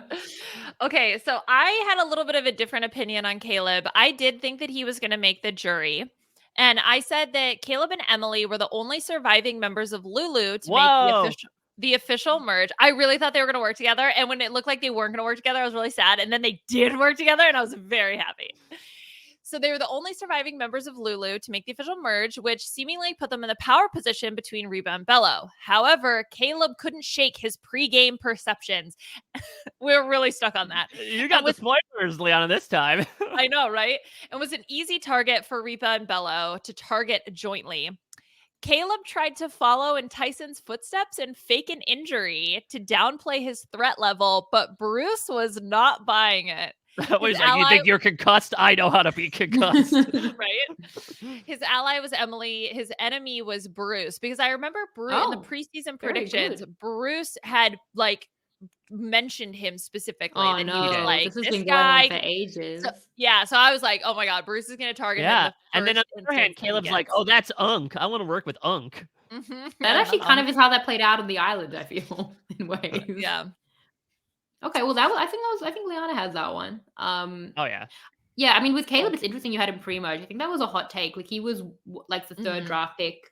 I think everyone felt like very good about like if someone's just gonna like body this to the end, like that's Caleb. Yeah. But the fact that everyone was aware of that, we've spoken about before, is like everyone knows that. Is that gonna be a thing? And it immediately wasn't. Like, to kind of do like the post-mortem on Caleb, who, you know, almost went many times. You know, like episode 3, like Emily, and that's the work he did with Emily, but like she has to come in and be like, it's already happening so early. I criticized Survivor for that, but still. And then last week obviously speaks for itself. Like, how much do we put on him this episode? Because I think the big question is, how much should he have told Katurah? Should he have like kept the one close to the vest? Jake, then I feel like there was a bit of a miscommunication with Jake, who's like, you know, Caleb's like, let's talk about the idol, and Jake unveils his whole self. Yeah. Did Jake have to go like ring deep on like, you know, like, oh, we you know, we were all in on it, we were all laughing behind your back? Like, I thought that maybe he told a little bit too much there. Yeah, I was a little confused as to why they felt, okay, this will be the thing that brings Katurah over the line. We'll tell her that we all know this information, and she didn't. I don't think it was that. I think what it was that it wasn't that it would bring her over the line. It was the fear that she'd be weaponized against them. Because Caleb, like, I feel like with Caleb, until this episode, he was this like very social, transparently play all sides kind of person. You know, a little bit with Reba and Bello last week, which kind of made him maybe a bit more expendable, even though I disagree.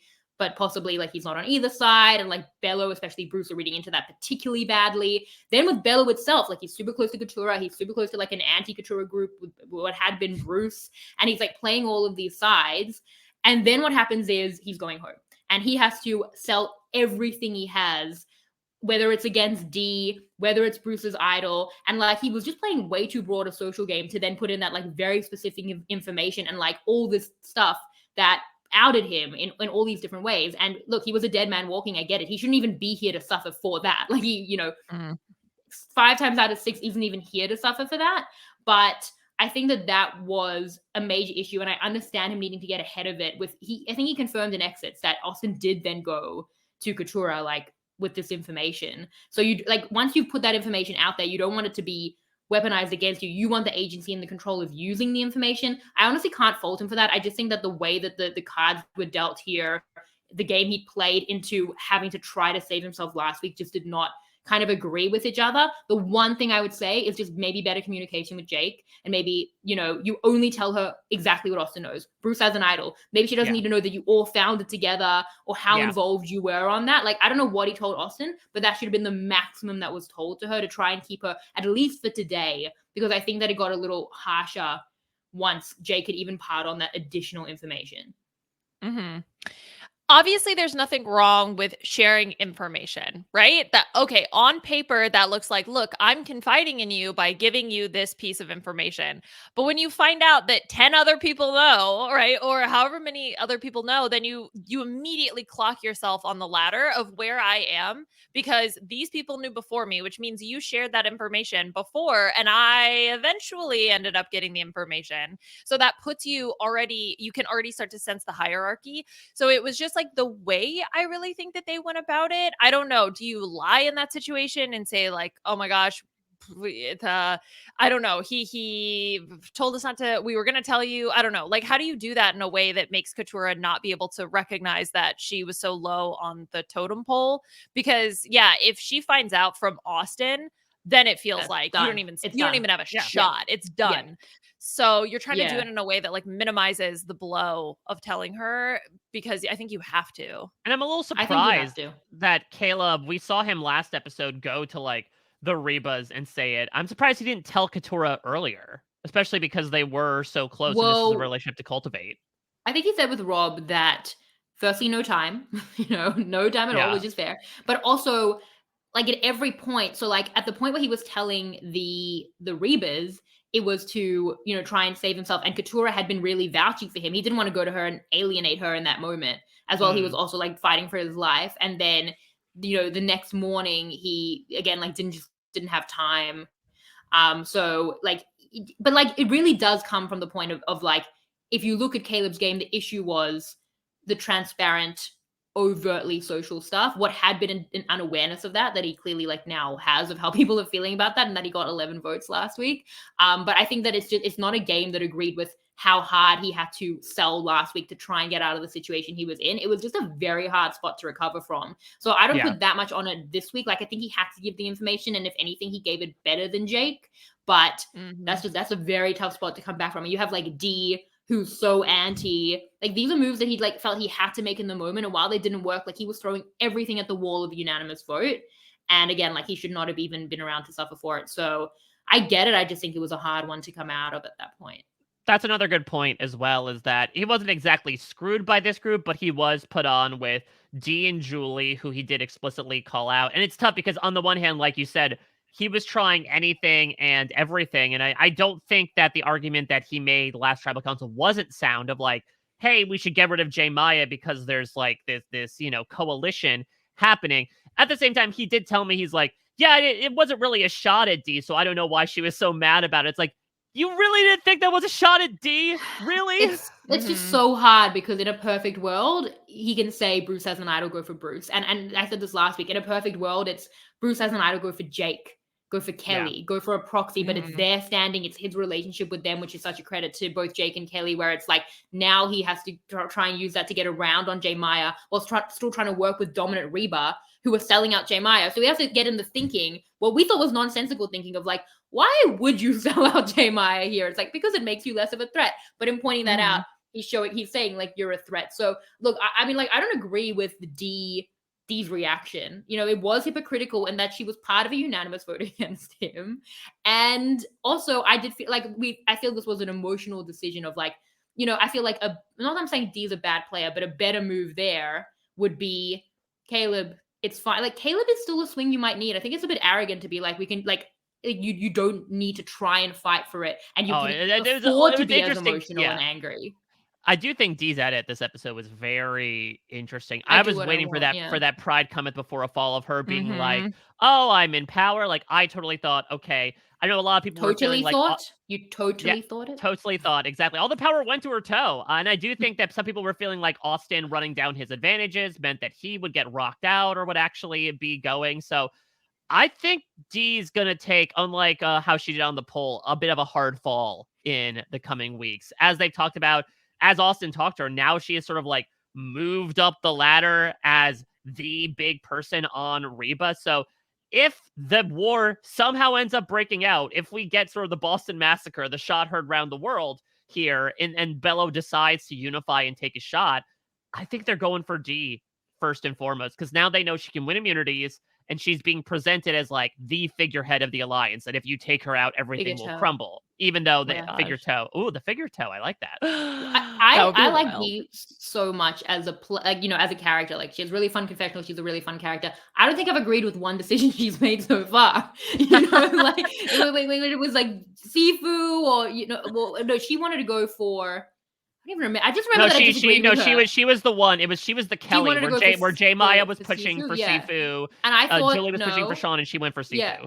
Okay, and then it was like then she wanted to keep Sifu over J Maya. I didn't agree. Then she pushed J Maya last week. I didn't agree. This week I don't agree. I think that there's an arrogance in underestimating Jake, which they were doing. I think that there's an arrogance in not feeling the need to try and even falsely connect with Caleb and just like get rid of him here. In a perfect world, look at the way that Caleb comes back from getting what he thinks was 12 votes. Like that is a man who will smile to your face and thank you for voting for him unanimously. I think he literally said thank you. Thank you, sir. May I have another? Yeah, literally. And like I think Dee should come back and be just as false. Like Caleb, okay, it got a little crazy. We were both in the vulnerable group, and I just was like fighting for my life, like you were too. And like know that, and like have the dagger behind your back, like Kelly would say. But I don't think that you just like rule that out as an option, because Reba shouldn't have as much power as they have. They, like in this vote, well, now they will be aided by Bello's fracture. Like they were here with Katurah. And like I think they will be next week. You know, they had what should have been a strong power group, and I think they gave up, you know, well, unfortunate with J Maya, but she shouldn't have even been an option last week. So I think they've given up power and they'll be saved. They've gained in Emily. That's a credit to Drew and Austin. And Bello has not gained at all, but now they're about to gain in the fact that Bello is just way messier. But I think that they've made mistakes too, just strategically, and I don't think that they were in the position to just be like, you threw out my name while I was voting for you unanimously, which is done forever. Before we play our game, I do want to mention one more topic, and that topic is Jake. Because, first of all, I want to give him credit for like recognizing the power structure on Reba and being able to say, I want to weaken D. I like that. I like the initiative. I'm like, you go, Jake. And then there's just these little moments where I'm like, Jake, don't do that. No, Jake, don't say that. Like what? And I go to Ross. Like go to like be willing to rush. No, like all the way to Ross. Yeah. Just like the way that he was talking to Katurah, you can see all those little slip ups, and you can kind of see like and it's subtle, right? These are like really subtle things, because in broad strokes, I think he has the right idea. It's just those little elements that are missing. So that's point number one. And then point number two, okay. The editors show him falling or like stumbling all the time. And I kind of feel like one, it's rude, but two, it's also giving Troyzan. Because remember in Game Changers, they kept showing Troyzan like stumbling around everywhere. I mean, that's not the part of the lower half of Troyzan I was concentrating on, but keep going. Hey. Oh my God. Who remembered that? What a cool memory unlocked. What, Troyzan's big hog? No, click.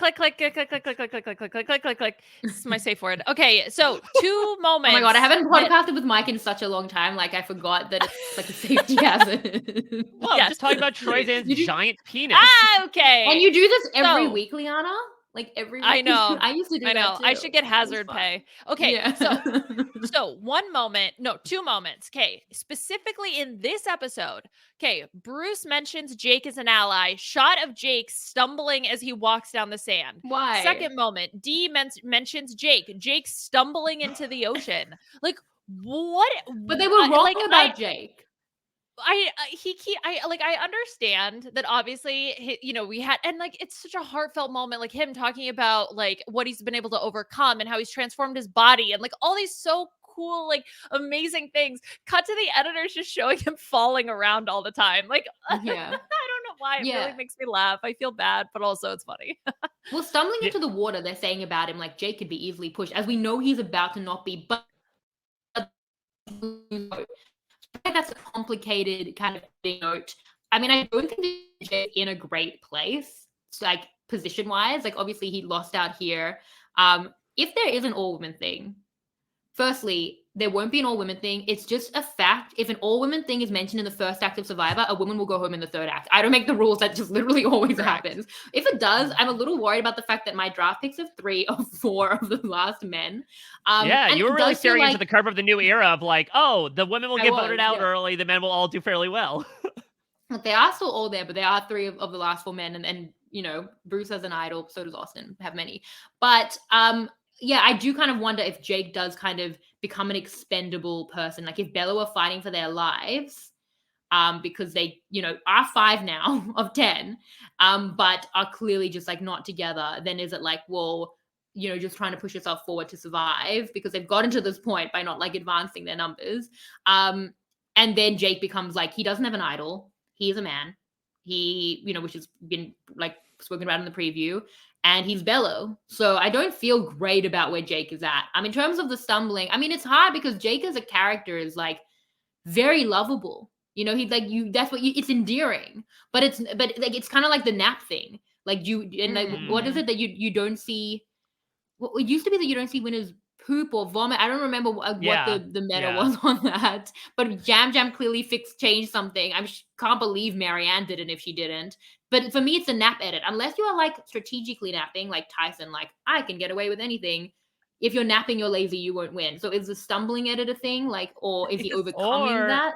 I mean, it's interesting because like I wish there was a confessional from Jake, because if this is purposeful, the Mr. Bean strategy, I think, is fantastic. Of just I'm a bumbling, fumbling fool. You don't mind me. Now, this is tough because it's the guy who came in being like, I'm a lawyer And nobody's looking at a lawyer and is like, oh yeah, this guy's also a Mr. Bean. It's really that, there are only two types of people in the world, lawyers and Mr. Bean, from my perspective. But I do. That should be a Survivor. If they still do themes, maybe a lawyers versus Mr. Bean. Oh, I love that. Lawyers versus beans. Lawyers versus beans. But I would love if Jake was somehow purposefully stumbling around to be like, I'm not a physical threat. Look at me. I can barely keep my head up. I don't think that's the case. People are obviously not doing that on a Survivor show where you're being depleted of natural resources, of like, let me hang back and then really turn on the NOS at the last second. But I'd like to believe the trees are telling him to do that. Yeah, he's gonna hit the NOS later. It's his final push to the end. Yeah, I don't know. Part of me is also, I'm like worried for him. Like, can we get him checked out by medical again, just to make sure that can we put him wrap him up in bubble wrap or something? Bubble, yeah, bubble. That's what they did at Peter's bachelor party. They wrapped him in bubble wrap. Was it fun? Because he's always like injuring himself or sick, or so they just like wrapped him fully in bubble wrap to protect him. Yes, for the adventure. Yeah, okay, that makes sense. And then he they should be doing that with all Survivor contestants moving forward after the whole like Matthew and Bruce stuff from last season. Mm-hmm. Yeah, it's like everyone plays in bubble wrap. Yeah, well, we see the way that the show progresses. It's like now, like, healthier drinking water. At a point, it's just going to be full-on bubble wrap. Look, these Survivor Errors contestants, they're too coddled. They're wearing bubble wrap. And he literally cuts them and they're in bubble wrap, and then like we prove some very irritating alumni, right? Like, so no, they're not. They're not coddled, and they're just holding bubble wrap with their giant pockets of things just in case they aren't going back to their beach. Like, you look ridiculous. I'm just imagining them all out there like the Michelin Man, just completely wrapped, just like they're trying to handshake on deals and they can't. Or like you fall down and you can't get up because you're just like wrapped in bubble wrap. Yeah, Jake, are you okay? I don't know. I can't get up. It sounds like you're picturing that like bubble soccer. In the big ball.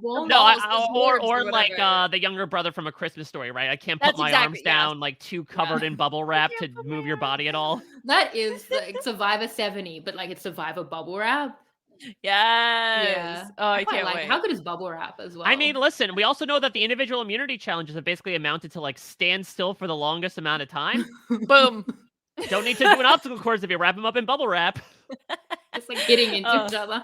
They can't see. It's a nightmare. It's an absolute nightmare. Well, they could bring back the blindfold challenge because now they're all protected in their bubble wrap as they like run into stuff. I'm just imagining like, all right, Sifu, you're up to vote. Does he just like roll on the ground? How do you get to the voting booth if you're covered in bubble wrap? But are you seeing it like he's been wrapped fully, or they've done it limb by limb? Because their limbs would be out, but I think they'd just be like walking like a big marshmallow. Yeah. Like you have to do it around the joints. Like you can't do the whole arm. Like I think you do the upper. Like you got to. Oh, interesting. Yeah, no, definitely. Like the points of maximum injury. 100%. Yeah, exactly. I gotta the weak say, points. The Glow Bean Bull has already, because like on pure global with our B&B inserted right in the middle, like we never say that the trees are telling people to quit and that everyone should be wrapped in bubble wrap. So that's your influence. That's our special formula. That's our influence. We don't get to that point. That's our sauce. Yeah, so that's the B&B their impact. Wow. That's the B&B and Globe B&B. Bull. All right. Okay. Let's we got to move on. We got to talk about Casuals Corner because you two are both Survivor experts. So now let's see what you can tap into when it comes to the casuals. So the way that the game works is I have pulled comments from the Survivor Facebook page. I'm going to read for you 4 comments. One of them I wrote, 3 of them are real. So it's up to you to guess which one is the written one by moi. So, Mike, we are going to kick things off with you. This first category is called Caleb Sag. Wait, and I think you'll understand. Caleb Sag? Like Sagittarius? Like Sag. So what? Let's just. Why are you saying that? Like, why are you saying that like that? It was weird. You were like, is that a meme? That's not anything. Yeah. Anyway. Okay. Wait, how is it spelled? SADGE. Like badge with an S? It's like sad, the kids sad. Lingo. Sad. Okay. It's pretty cool. So. Oh, you're right. I'm looking up Sag. I'm looking at Pepe the Frog image here. You guys keep you know me it's true. young. Yeah. Aw. Another Mean Girls for your mom's reference. Genia condom. Okay. Let's start with Mike. Okay, so Okay. you're going to be talking about Caleb Satch. Comment A. Why is that sounding dirty now? Is that just being on a podcast with Mike? Is that just what happens? Yes. You just Yeah, assume Troy's it's lasted 39 inappropriate? days. He was sagging a lot after he got off the island. Okay. Mike, comment A. I liked Caleb. He was the best. It sucks he was voted out. The rest, I don't care. Okay. I honestly feel like I kind of tweeted that. Yeah. So that's actually very. I did like Caleb. I am sad he was voted out. I The don't rest, care. I don't care. I don't care. B, Caleb is gone now, so no more Survivor for me. I will take a break too. Legit. C, well, now with Caleb gone, we're just left with wimps. Well, Or D, Caleb reminds me of my grandson, and my grandson was upset with Caleb was voted out. Shame on you. oh, so like that's the grandson was upset that the Caleb was voted out because he saw himself in Caleb? Caleb reminds me of my grandson, and my grandson was upset with Caleb was voted out. Shame on you. See, D is so specific that I wonder if you wrote that situation. I'm going to go with D. Yeah. Yeah. I'm like, this is a fake grandson if I ever heard a fake grandson. Yeah, exactly. This is like a reverse Johnny Fairplay. Yeah. Well, I mean, his grandma existed, but she wasn't dead. But yeah.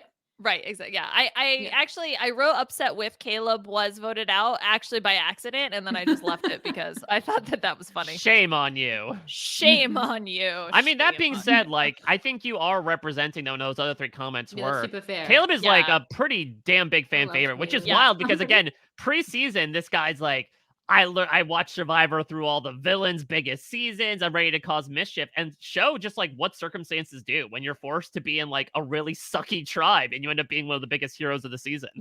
Well, didn't he say this isn't the game that he wanted to play, right? So yeah, he wanted to. It's all about circumstances.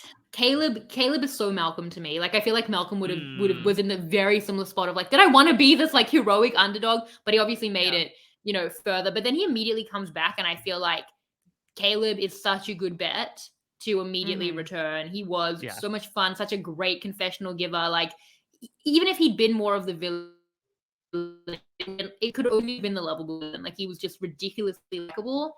And as much as this, like, non-Bello River war, it's, like, very much the plight of Lulu. Like, that has been what we're invested in. And I thought that for Emily, it couldn't have been a better edit, that even in not being able to say goodbye to him, she got to tell us that she had agency in the fact that, like, she didn't really mind if he went. And I think them, like, going out of their way to tell us that, because I do think that their interests were becoming, like, kind of interestingly unaligned in that he felt like he was really being pushed to Bello. She was with Reba, who were, like, very anti-Caleb. And I can say I wonder how that would have gone. It seems like it would have gone like she would have sacrificed him anyway. But the fact that we got that from her shows, like, okay, the story, it's not a loss for her as much. It's like a, like a willful concession. She wasn't even there. But the fact that they told us that was, telling, I think. And the casuals like him, so that also makes for a good pick if you can have a returnee. Yeah. Okay, well, if Caleb is gone, who will be the new favorite here? Let's run through some potential options, starting with D. So, Shannon, this is for you. Comment number A. Comment A. I'm going to D about D. Aren't we? Okay. Excited for toes. That's in quotes. Oh, boy. Lol. Great job, D. We love you and your toes. B. My family is rooting something for like that. On this podcast, pretty much. It's actually just Shannon's tweets, actually. That's the twist of the game. None of these are from Facebook. Let's see who you really are, casuals. Yeah. Like the Scooby-Doo meme, yeah. Okay. B. My family is rooting for D. From Big Toe to the Big Final 10. C. It's not a thing. Terrible. Terrible. C. Wait to be #D, #rockstar. Or D. Woo! D's super toe. She's amazing. And I hope she takes it all. Heart emoji, smiling emoji, rock hand, shaka bro emoji. Oh, Johnny Tsunami. Very torn between B and D. Okay. What was D? What was B? We've said D so much that B for D. But Yeah. D. This is B. B. My family is rooting for D from big toe to the big final 10. Yeah. No one could have said that. So I think that one's fake. Yeah, I wrote that. Yeah. Yeah. Like there's the Big 10 from college sports, but there's not a big final 10. Can I tell you why I knew that was yours? No casual knows it's up to 10. They're not like, oh, and then we've made it to the final 10. And how much will be on the jury? Like, I thought maybe because at the sanctuary where good things happen, they had mentioned like, oh, D made the final 10. They didn't hear that. No, Shannon, you're 100% correct. Yeah, they're too they're busy not looking like, at oh, her and now we're toe. gonna be at 10. Yeah, and Yeah, how can we even we don't even. No. Yeah, they do not know how many people are left, and we'll get to that in a little bit. Yeah, but, let's go back. Okay. Good read. When's the finale next week? We come on this podcast and we just like insult the casuals. You know, we make casual voices. But it's fine, right? Like we can be elitist. Liana and I have been doing this for over 10 seasons. Like that's part of the sauce at this point. Do you think like casuals? It takes all kinds of kinds. Yeah, but do you think that sometimes they like upgrade to this and then they get on the B&B and they're like, for shame. I mean, I was a casual. I didn't think Sandra should have won Heroes versus Villains. I was 16, but I still regret it. I mean, the idea that they're getting on the B&B in the first place, I think, is a big leap to make. What do you mean? No, like getting into it. Yeah, that they're like, let me check out this random podcast. Takes all kinds, you know. Like if you get yourselves out there enough, you might. What if you like were to get into the casual world, and they would have like, oh, what's this? And then they got an hour and a half through like some pretty intense strategic discussion, and then they're like, that's my comment. And they're like, wait, we're at 10? I didn't realize that. Yeah, maybe we should start plugging the podcast on the casuals. Like, I can post it in the comments. Maybe I'll start doing that. Be like, hey, check out our Survivor podcast. Do it. Okay, let's just see what happens. I want to see what happens. That's really, really bad marketing. Like, I don't think that's... Anyway. P.T. Barnum once said, if you're stumbling, at least you got the camera on you. For Jake. Yeah. It's Jake, exactly. Okay, Mike, let's go back to you. And we're still talking about who could be the new fave. Okay, so new faves. A, I love Austin and Drew as a duo. Would love to see them battle in the end. B, Kelly all the way. Very disappointed in Austin for voting against Caleb. C, pity Jake couldn't help Caleb. Rooting for Jake. Wicked Boston. Bell emoji. Wait, Bell emoji? Bell emoji. Bello. Or D. Oh, I was going to say Bell's affiliated with Philadelphia, not with Boston. D, sad to see Caleb go. Emily, you need to win for Caleb. Fire emoji.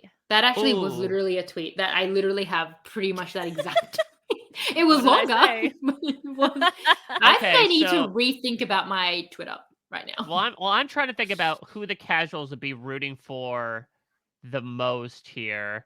I'm gonna say Jake's Bell, not to be confused with Drake Bell, is the made-up one. Yes, that is correct. Nobody seemed to notice or care that Jake existed on the casuals. Like I saw no comments about him at all whatsoever, which is interesting because to me, I feel like he has gotten a visibility spike and has like been doing things. Whereas it was a lot of Austin and Drew, especially Austin. Austin seemed to be like the general rooting interest, then followed by Kelly and maybe Emily. Well, yeah, because you think about it though, like yes, Jake has come into his own, but like. So Austin has the advantages, is also a challenge competitor. Definitely two things I think that the casuals love to tick. Kelly, while quieter, had a very big episode, this particular episode, where she won immunity, was the arbiter of Bruce's fate. And then Emily has just been one of the main characters of this season. I could understand why, despite the late push, people might just sort of like not really be talking about Jake here. Yeah. Also, Austin's got advantages and loves sandwiches, and that's like so relatable.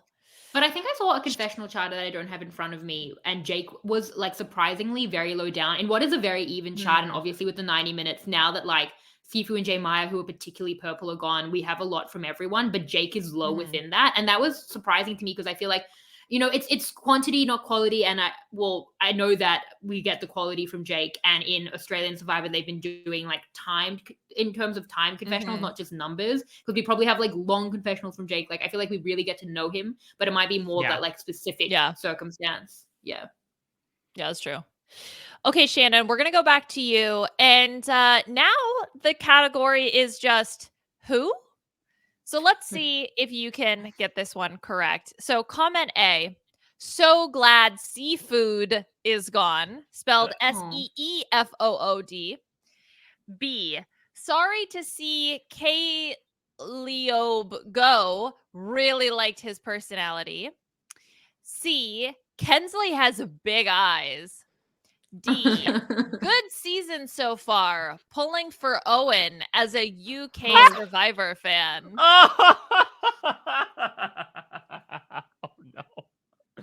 It's the fact that we all understand the implications of the implicit bias that might exist there. No. And like Owen got so much woo, so like, but now Owen's getting off like now, so we just pass it on. Yeah. Kensley does have big eyes. It's just for me that to create a whole name. Like, is Kensley a name? Even? Probably. Yeah. If you walk into a country club and you say Kensley, I think like 2 people would probably turn around. What was the second one?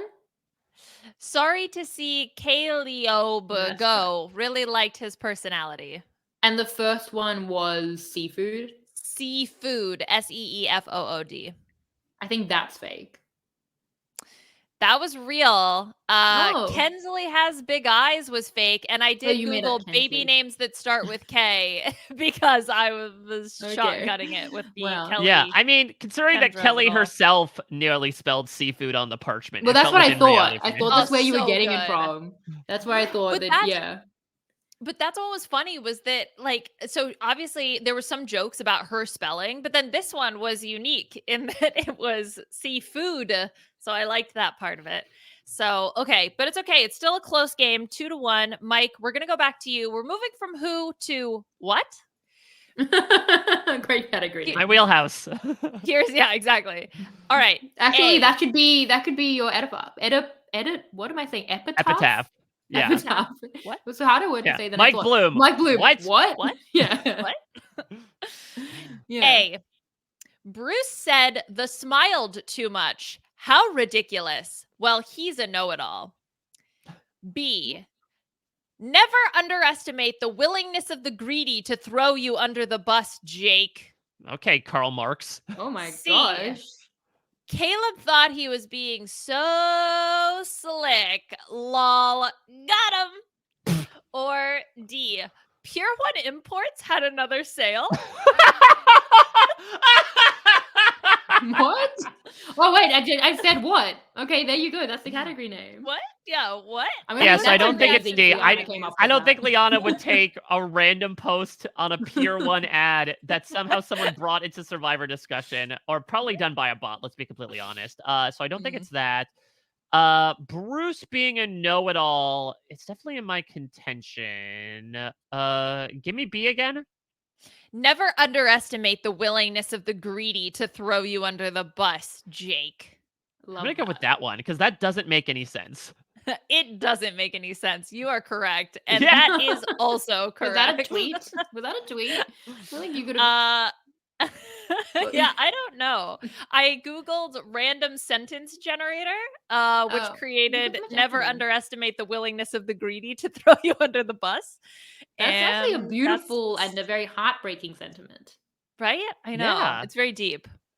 Yeah. Okay, Have Shannon, you ever thought of doing like a like super fans corner? Have you taken it there before? Yeah, that's actually a good idea. Maybe we should try, or we could do Superfan V casual. Oh, that's very fun. Because Shannon's tweets are pretty similar to well, I think Peridium did that last season, right? With like Reddit versus or like what were legitimate Reddit headlines.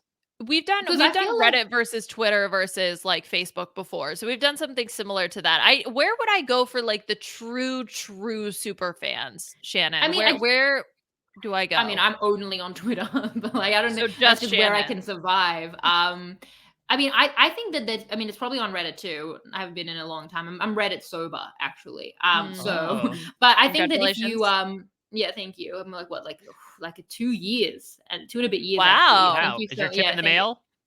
I mean, I feel good, honestly. I like, yeah. Good. Anyway, my point is that we as super fans deserve ire. Like in week 1, it could have been like, that was my spot. You know, like how many variations of like, that was my spot. You should die in a hole. Those could the players need to be wrapped in bubble wrap. They're so soft nowadays. It wasn't like that in my day. Yep. In my categories upon categories, I'm just saying, think about it. There's some content there. It's funny. That also sounds like the Facebook page too. Like those sentiments were also. Dude, it's the horseshoe full effect, circle, right? Like you're really. so full around on either side that you're a lot closer than you think. There was die in a hole category. Yeah, the die in a hole. Go die in a hole. Yeah. Well, Shannon, let's go back to you. We're sticking with what? It's what? Part 2. Mm-hmm. A. When did Brando leave? I missed on this. B. At Survivor, how was Sifu on last night's episode? I thought he got voted off already. C. I only watched the last half hour on this one. D. Congratulations. Why did you tell us that? I don't know. Maybe that's why they didn't know that Brando left and that Sifu was still there. Or D. Great way to keep the sheep distracted from what's going on in this world. ... Well, ... No. Soon they will learn when their lives become a real life survivor. ... No. Oh my God. No. Q is in the Survivor Casual Facebook page. I really want that to be fake, Leah. I don't know if do I want you to have written that? Like, do I want that to be something you could concoct? Like, yeah, does Liana just link a page from her randomly? manifesto? I mean, what? Okay, true to the category name. I was gonna go with the first one because I just don't feel like anyone remembers Brando, like the casuals. Like Brando was great, but like just realistically, so I will go with that. Yes, that is correct. Yeah. Yeah. No one again cared, mentioned, or thought of Brando. Unfortunately, So wait, for Brando. but that scary one was true. Oh yeah, that one was true. Also, how was Sifu on last night's episode? I thought he was voted off already. No, I mean, that makes sense. We just had someone actually write, oh my God, Pier 1's having a sale. And makes sense that someone would also use Facebook to be like, the 5G's in your system right now. Purge yourself. Yeah. But twist, same guy. Yep. Same guy doing both of those things. Yeah. Same guy. This is all just one person, actually. Mike, let's go back to you. Did Mike get one wrong, or is he still? No. So if Mike gets this one correct, Shannon, unfortunately, you will be mathematically eliminated from the game. But let's see if Mike can do it. And it is his favorite thing to do, talking. Can't we just talk? So A, entirely too much talking last night. B, when the challenge ended, I looked up at the clock and declared to my wife, quote, no way they're gonna fluff the next hour, ... end quote, but they did. Boo. C, talk, challenge. Talk, more talk. Caleb voted out, sad emoji, episode over. That actually is a pretty good summation. What have we been doing for 2 hours talking about that? That pretty much summed it up. Or D, we need to go from chitty chatter to pity patter. What? What does that mean? What do people think they're watching? In television, people talk. Okay, this is also just a subset of the comments. I have a whole other section of ones that I didn't end up using. People are really upset that they talk on the show Survivor. What literally that could be any like that could be our podcast, Mike. That people could be are really upset that they talk. Of medium. Too much Watched talking. Oppenheimer, too much talking. Too much talking. Like what's the alternative? And also, hey, if you don't want talking, if you just want to luxuriate and glorify these people, press the mute buttons right there. You know, just watch it in silence. They don't like that the reward and the immunity are together, so I think they want more challenges. Perhaps. Watch sports. Watch sports, people. Too much talking. Talking heads. Literally, it's in the name. Too much talking. Talking about Taylor Swift now in the NFL. Yep. Too much talking. Oh my God. Well, I'm sad that this is a prevailing opinion in general. Yeah, that's not good for us. I'm going to go with the one that was the rundown of the episode from that person's opinion, which was talk, challenge, talk, Caleb voted out, talk, sad face. I wish I had written that one. Because it really makes me laugh. No, I wrote D. We need to go from chitty chatter to pity patter. That's I good. don't know what that means. Wait, so if So, I yeah. get this, I go to a tiebreaker, which, as we know, Correct. Australians don't lose.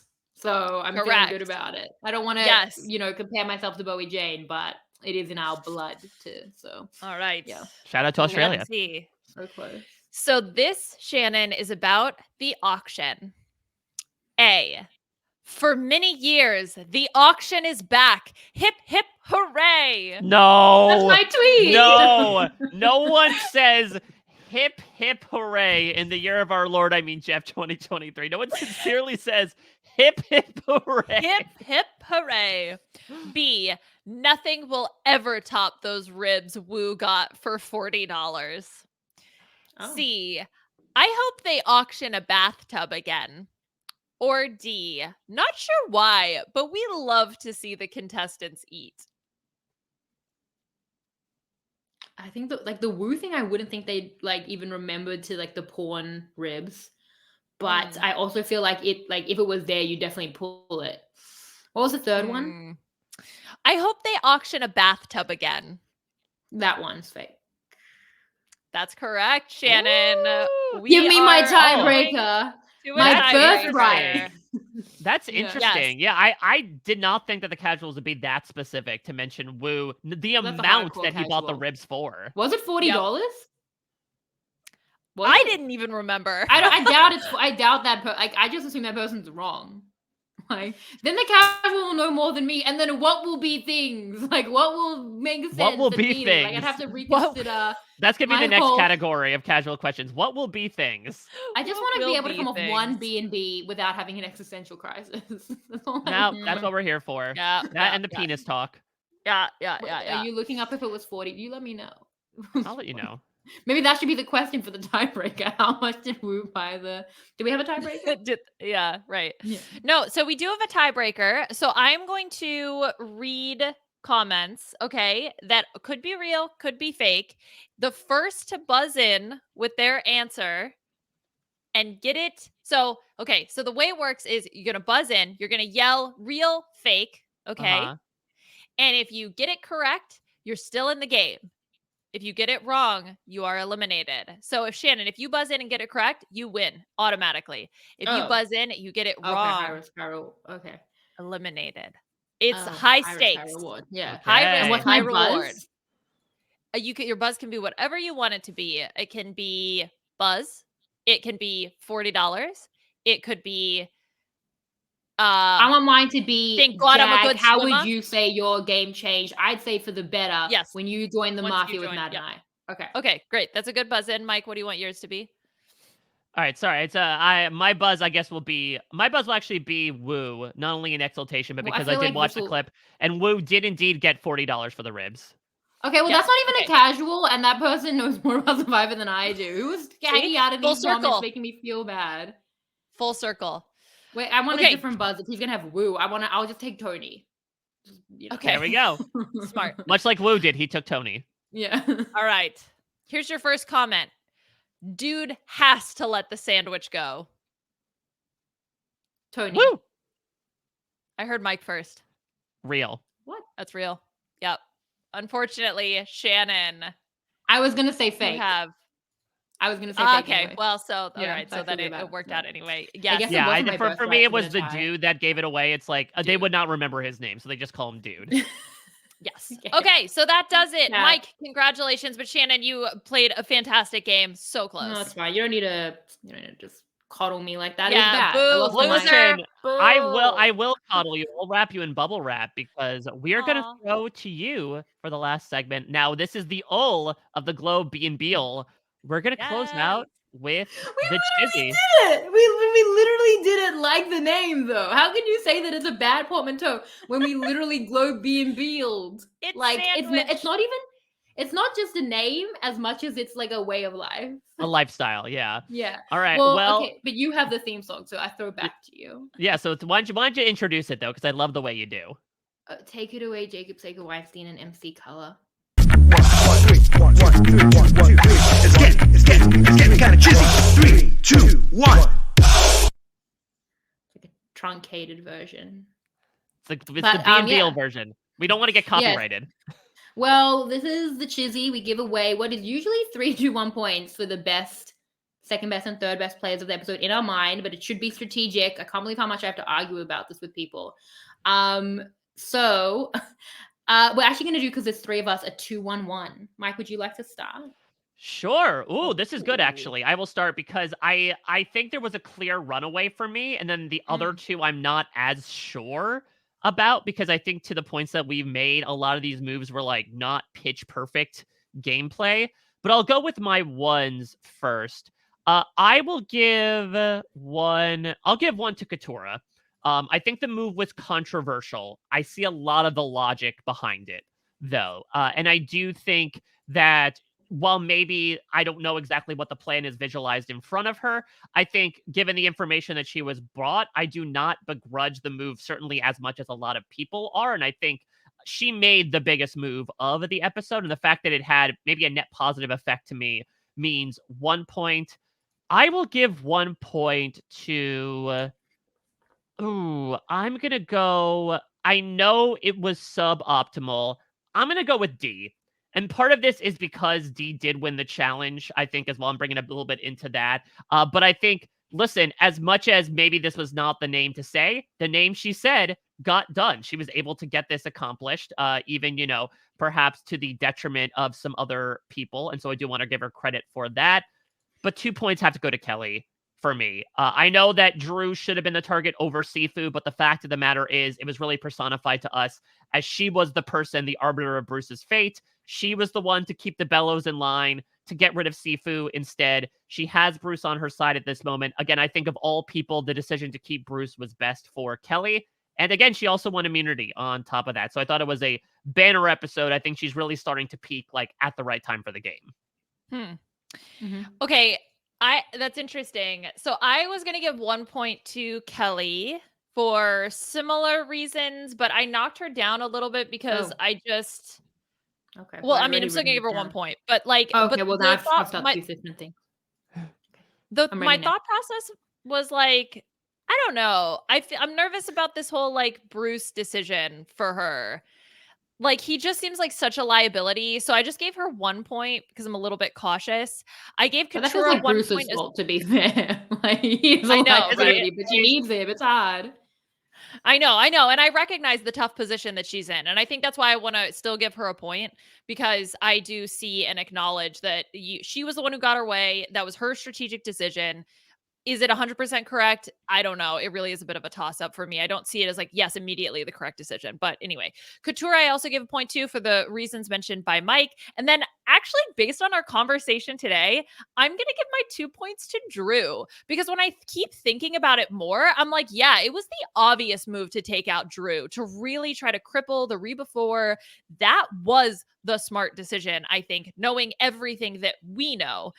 And I, as we've discussed, want to credit Drew a little bit for that. So I'm actually going to give him my 2 points. Well, copy paste those points, because I did the same thing. I'm going to give, a point to Katurah. Is her path forward bright or something I can kind of see? No. But she came in a bad position. From that vantage point, she finally got a good read of where she was in her group. And I think that she did the best with the information that she had on that. Where does she go now? Hopefully she has like a Kendra who was really going to bat for her this week and, was very upset with Bruce like actively throwing her under the bus. And hopefully she's ahead of some of the other bellows and can just like lay low for enough time until there's a Reba crack or something to gain some momentum there. It's not a good path, but it's a better read than she had. And I back the decision. Kelly, as well, it was hard because I do think the Sifu vote is so wrong. But we're definitely within Sifu versus Bruce. I back her. Keeping Bruce. I think the way she's managing it is just it's such a way to exhaust your like mental resources, I feel, out there when you're like already so depleted, and she's doing so well with it. And you have to credit that social management that she's doing as well and getting her way within that. And then I'm gonna give 2 points to Drew, because what in the world? And maybe it's more on them. It's just like, I can't make sense of it. I can make sense that Reba on the other side don't even think they can get the numbers for Jake, maybe, or like don't even think they can approach Caleb. I can see maybe the social gaps there. And even then, not great. This was even so much worse, like with Sifu, surely there's just something there. Like, how has he opened up the lines of communication where he doesn't suffer for a war he's been waging? And I just, he must be doing a lot of threat management, a lot of social work there, because it's just mind-blowing to me that he didn't suffer, and he left his bag and he still got through that curse. Sifu was suffering for it on the side off camera, but he got through, because I just thought we were getting blanket shipped again, and he survived that. So I have to give 2 points to Drew, which is very interesting, because now Drew is, how much did you give to Drew, Mike? You gave him nothing. 0, Okay, so baby. now- It's nerd on nerd crime. I apologize, Yes. Drew. It's very tough Lanky, because I crossed out Liana's points a few times. She went back, and then with 3 people, but now Drew and Emily are tied first. Wow. Yeah. And then Caleb left on 8, so he was next. So like Drew and Emily are kind of in like a bit of a like 2-horse race right now for the chili. Austin's then on 7, Julie's on 7. So Baya left on 5, but now Kelly's on 5, Katurah's on 5 because they both got a point from us each. Dee's now on 3, Kendra's on 2, and J Maya left on 2.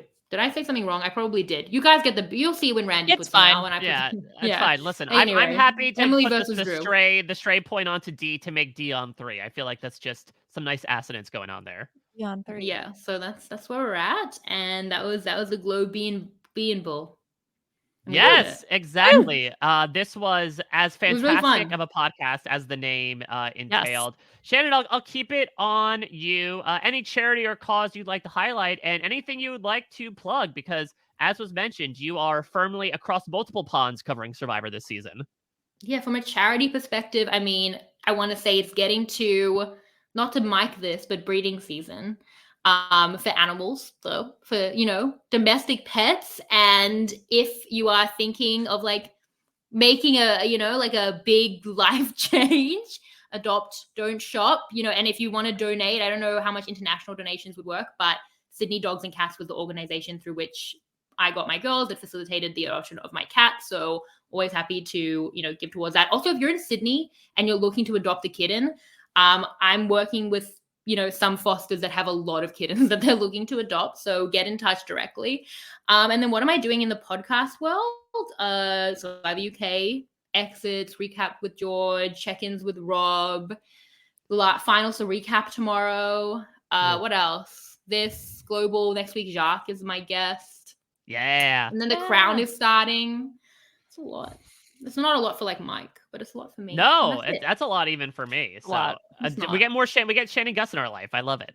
Yes. It's not a lot. So for me, for having me, or mutually. Yeah. I don't know. No, who had who? What was that? I don't know. Whatever. Is that the name of another casual category? Who had who?